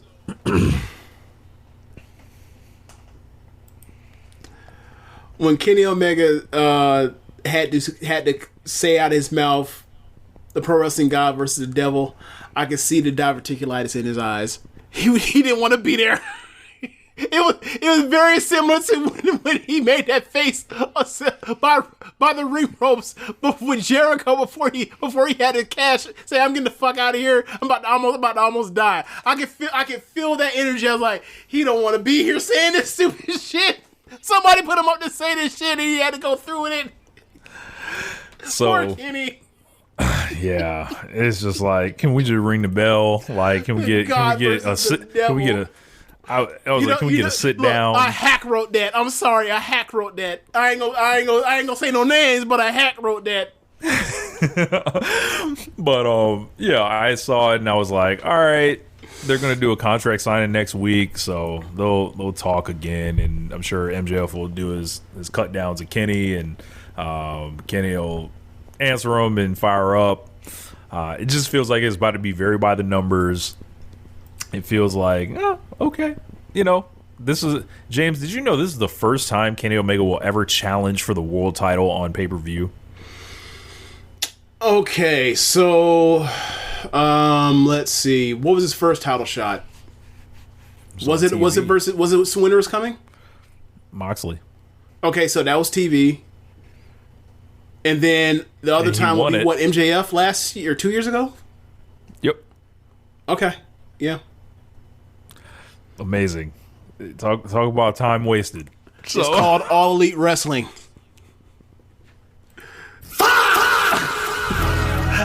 How many times do I have to say this? Why do I feel like I have to say this like three or 4 times a year? It's called All Elite Wrestling. Now, granted, like I said, they've done a really good job of not over-relying on the Elite the same way that they did with the NWO. I'm just saying, people want to dance with the people that brought them to the show, you know? And Kenny Omega has been out of the title picture long enough for it to be now. If he's healthy enough and up for it, if he wants to do it.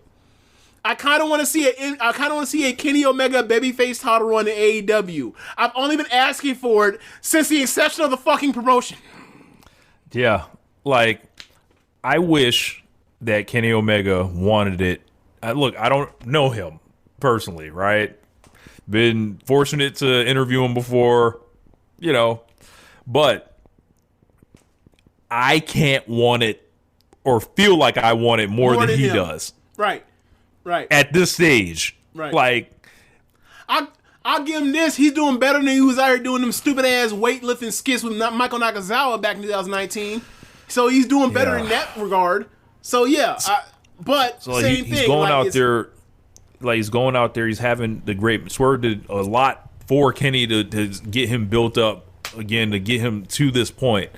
For me, it would be a waste, you know, to beat Kenny here and send him back when so many people are clamoring for the babyface title run, for the living legend, the god of pro wrestling, to take his spot, that everybody in the promotion respects him, in the company, all the fans. This is the fucking guy that brought everybody to the fucking dance, like in a roundabout way. Like, it's like every new wrestler that comes in, they want to test themselves against Kenny Omega. They want their dream match with him. They want to have their 5-star match with him. Like, there's only so many years we're going to have left with him. Hell, maybe year, no plural. So at this point, it's like it feels like a do or die situation here, and it just feels like it's going to be very interesting whenever the end of Kenny Omega's AEW career is. The day I sit down and basically break it all down, I'm going to feel like a lot of time was wasted, a lot of things weren't capitalized on, and we missed a lot of opportunities when we could have deployed them in bigger and better situations, and they did not. Well, what do you mean? He spent like the first 3 years of promotion getting over a guy that can no longer challenge for the fucking title ever again. What do you mean time's been wasted? So it was a Hangman going to make a deal with the devil. We haven't heard your thoughts on Hangman. I mean, you know, Hangman has his new story. Those are my thoughts on it.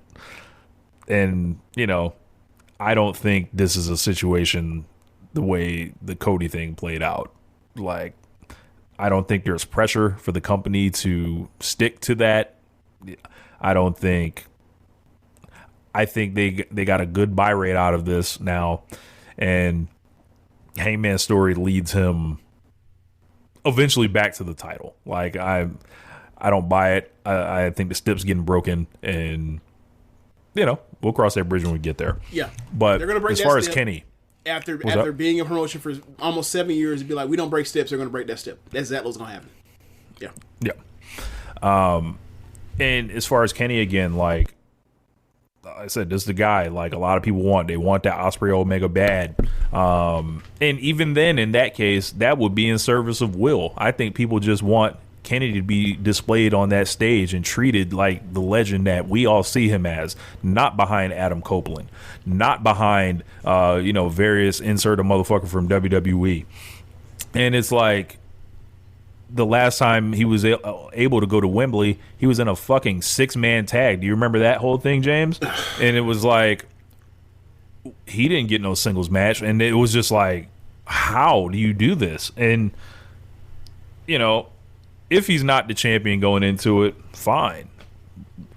You better find something good for him. Like, and I don't know. It just feels like we're at a crossroads here. I think that it's like you see the final goal. You're finally getting a shot. Like, we all wanted him to get the shot, are we here or not? And I think they better, as a company, they better learn to assess the situation, look at it from all angles, make the best decision for your business. If you feel like, not switching it up, going with MJF all the way is take you there. You can't argue with the metrics right now and all the stuff that's telling you to do that. You can't argue with it. Yeah. Until you get to the point where it's like, all right, we already done we already done Ospreay and MJF in Wembley Stadium. We're gonna do it again. It's a tough sell. As a fly-in event, you think more people are flying in for MJF and Will Ospreay or Kenny Omega and Will Ospreay? Yeah. Just first gut reaction. What do you think? Yeah, it's just a hard sell. And that's no knock on MJF and his title run so far, because his title run's been great. This is the best that he's been used since CM Punk, in my opinion, in AEW. But it's like, hey man, you are a heel champion. You don't need a long title reign. You got it in December 29th. If you were to lose in April 12th, after Adam Page has had however many months that was, it's like, okay, two shorter title reigns, and then with a Samoa Joe sandwich in between that one as well. Yeah. And as Samoa Joe is like a 2-time champion, and it's like, Samoa Joe, a 2-time champion. Kenny Omega get fucked. All right, that's kind of crazy. Cool. That's insane. I think, to ask your audience to just accept this, and it's fucked up. Honestly, and it's like, all right, if you think about it in even another sense, it's like, for me, I'm glad Kenny Omega has probably been very well compensated over the past 7 years for lending his group's likeness, essentially, and selling it so they could build a promotion in their image, essentially. There's going to be a day when he departs the company, and we're all going to look back on this shit and be like, why? There's just going to be so many questions. This is not optimized. We look, Kenny Omega, Danielson, were either of these guys, when they were, the best wrestlers in the promotion, were either of these guys put in those positions to have, Omega as a heel, but hey, people are tuning in because they want to cheer for Kenny Omega. People are tuning in because they want to cheer for Bryan Danielson. And it's like, okay, we'll give Danielson basically 2 months. 3 months. No, 2 months. All right. Kenny Omega, Nah, man. You had a nice run in 2021, but we're done with you. While you're still maybe the best wrestler in the world. That's fucking dumb. Oh, and also,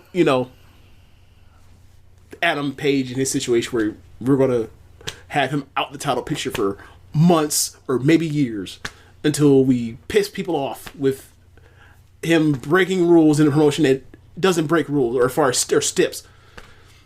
Okay, cool, man. All right. We all have Vincent. What are we doing? Yeah.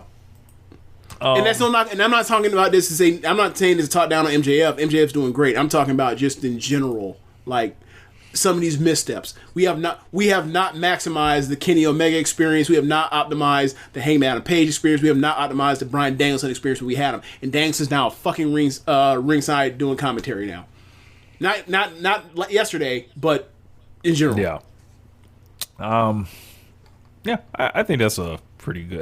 Rush and Darby Allin had a hell of a main event. Ooh, yeah. Amen.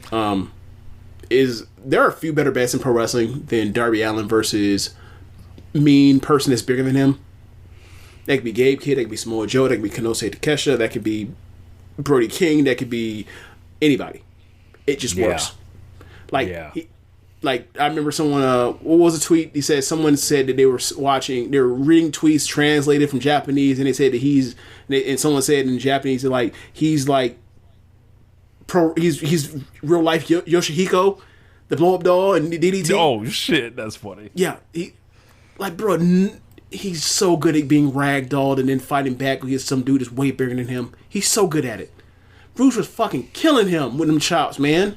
He chopped him. Roosh no-sold a series of chops from him one time, and then he chopped him back in the chest, and then immediately followed up with a chop to the neck, and I was like, God damn, that nigga Roosh don't be playing, dog. Bro, I remember when Roosh showed up, and you were like, man, I don't know if he gonna give a fuck, and I was like, he's gonna give a fuck. And that man, and every time I see Roosh, he out here giving a fuck, and when Roosh give a fuck, he's a great wrestler. He just is. Yeah. So Ricochet was back. He did not get fired, as so many people speculated. I don't know what to say about all that, but also big fuck ice chance during the Darby and Roosh match. Yes, St. Paul, Minnesota. So kind of notable there. But yeah, I think that's kind of enough where to leave it. There's a there's a Okada versus Kevin Knight match that got announced. I displayed the graphic earlier. That Collision? For Collision International Championship. That's going to be another great match. That should be nice. Especially given what they did in T2. There is an Ospreay and Pac match next week, right? Yep. For Dynamite. That's going to be fucking awesome. Yeah, man. This is a good show. Look, I've got my gripes, like in Willow Nightingale, lost in belts, and she was the one that got pinned and all that. I was not happy about that. Yeah, I get the story. I don't like the story. Right, they're still running Divine and I don't know their name, Divine Dimension or some shit like that. Divine. Someone in the chat help us. Divine Dominion, I believe. Yes, I think that's what it is. Hey, and look, Rich, you need to get that Undertaker gong out real quick. So when they did the backstage video program, a video package to sell another Megan Bayne and a tag team partner versus Babes of Wrath AEW Women's World Title match, Megan Bayne came on and with the headdress as usual, and she had on a white dress that brother, she knows what she's doing. She knows what she's doing. Because this is not the first time, and at this point now, I'm willing to bet this will not be the last time when she comes out with a dress like that and them things sin like that.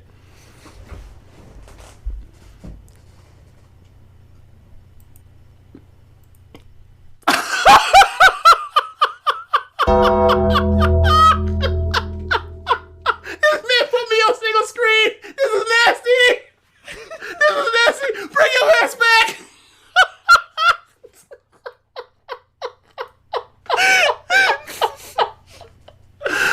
This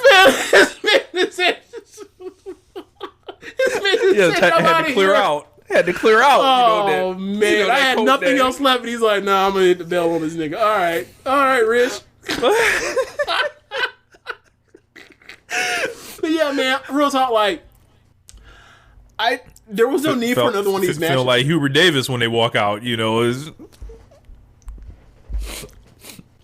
was no need for another match, for another tag team match between these, this dynamic. Time to move on. You want to beat them some more? Like, is this a match where they'll rematch and Harley gets pinned this time? Is it make good or something? Maybe, but that's Collision, I believe. I think they said it is. Yep. All right. Tekla defended the belt against Mina. This is a really good match for Mina, I think. Yes. I was into this one. Tekla re-signed with AEW also. Congratulations. So Mags has gotten full-length minks and furs and the like. Yeah, so it's funny because watch this match, I was like, yo, this reminds me of when, Shuri won the red belt and she vacated the SWA belt at beginning of 2021, and then Tekla shows up on the first Stardom show of 2021 in Donna Del Mondo, and her and Mina feuded for the SWA belt, and that match was really good.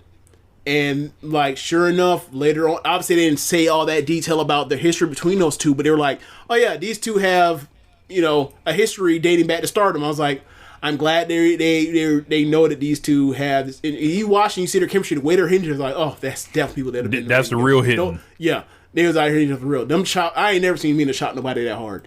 So James, I'm going to display something on the screen that speaks to the Jay-Z segment that we were just talking about. Would you read that out loud for me? It's a tweet that says French Montana better than Jay-Z on the right beat. That's funny because Rich, I don't know if you heard on the radio or what's playing on the radio, but like French got a new song out with Max B. Have you heard it? Yes. Yep. It's Rich, like a minute long. Rich, we've said this about people like Jeezy. We've said this about people like Rick Ross. French Montana never raps on bad beats. He only picks heat. Bro, I heard that shit. I was like, that shit is hard. Because, bro, it's not just the sample. Because obviously that sample's going to go the second you hear it. Because that's the one that was like, how come someone else hasn't used it already, right? Right. That's why, I like it. But it's that plus it's like that, what was a song on Life of Pablo that Kanye had with Post Malone? They had the Tiana Taylor video. Fade, I believe. It's like it's set to that fade, that same fade, like beat and feel where it has that synth and it has the 4 on the floor drums. It's like, oh, this finna go.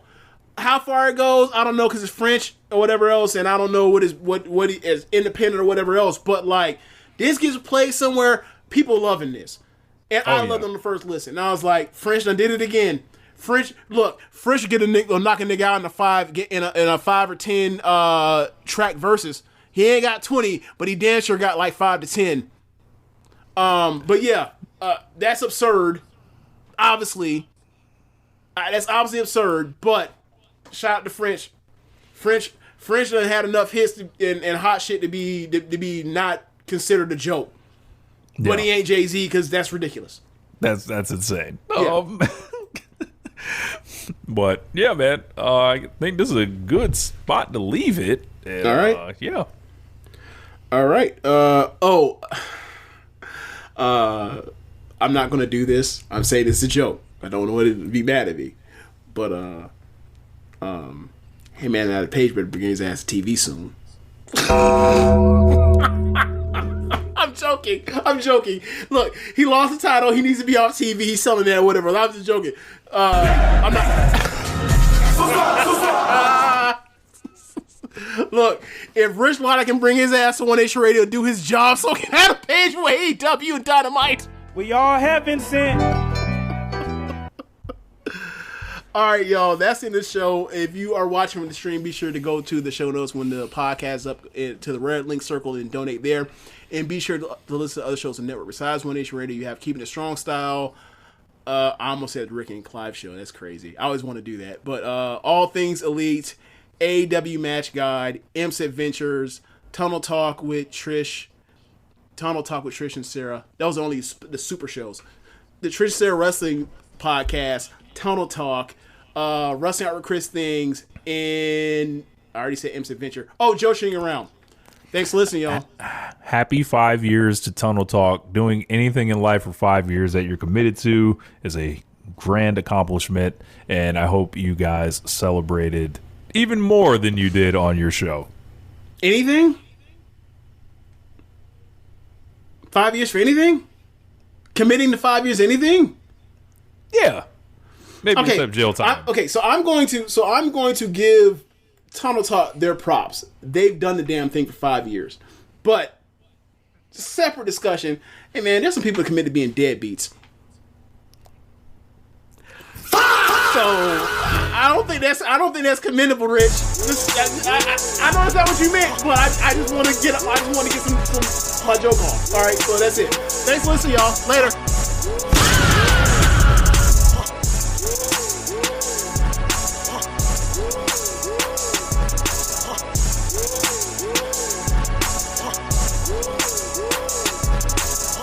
If If you're a podcast host, listen up, this one's for you. My name is Allie Jackson. I'm the host of Finding Mr. Height, a dating and relationship podcast that I've been doing for 4 years now, sharing my positive and practical approach to dating that's built on my own life experience. And I wanted to share another experience that I've had, my secret behind monetizing my show. It's called Red Circle, and I was just telling my colleague about how much I love their platform. With Red Circle, not only am I getting a seamless hosting experience, but I also love the support I receive in ad sales. It's not just typical ad sales either. It's targeted opportunities based on my show and my life. And the platform is super simple. You just set your preferences and Red Circle matches you with sponsors that align with your show. You can vet every opportunity and their platform gives you great analytics. More recently too, my Red Circle team has brought me opportunities outside of my podcast on social media to really augment the podcast partnerships, bring them full circle. I just can't recommend them enough. If you want to give it a try, go to redcircle.com to get your free trial. That's redcircle.com for a free trial. If you're a podcast host, listen up, this one's for you. My name is Allie Jackson. I'm the host of Finding Mr. Height, a dating and relationship podcast that I've been doing for 4 years now, sharing my positive and practical approach to dating that's built on my own life experience. And I wanted to share another experience that I've had, my secret behind monetizing my show. It's called Red Circle, and I was just telling my colleague about how much I love their platform. With Red Circle, not only am I getting a seamless hosting experience, but I also love the support I receive in ad sales. It's not just typical ad sales either. It's targeted opportunities based on my show and my life. And the platform is super simple. You just set your preferences and Red Circle matches you with sponsors that align with your show. You can vet every opportunity and their platform gives you great analytics. More recently too, my Red Circle team has brought me opportunities outside of my podcast on social media to really augment the podcast partnerships, bring them full circle. I just can't recommend them enough. If you want to give it a try, go to redcircle.com to get your free trial. That's redcircle.com for a free trial.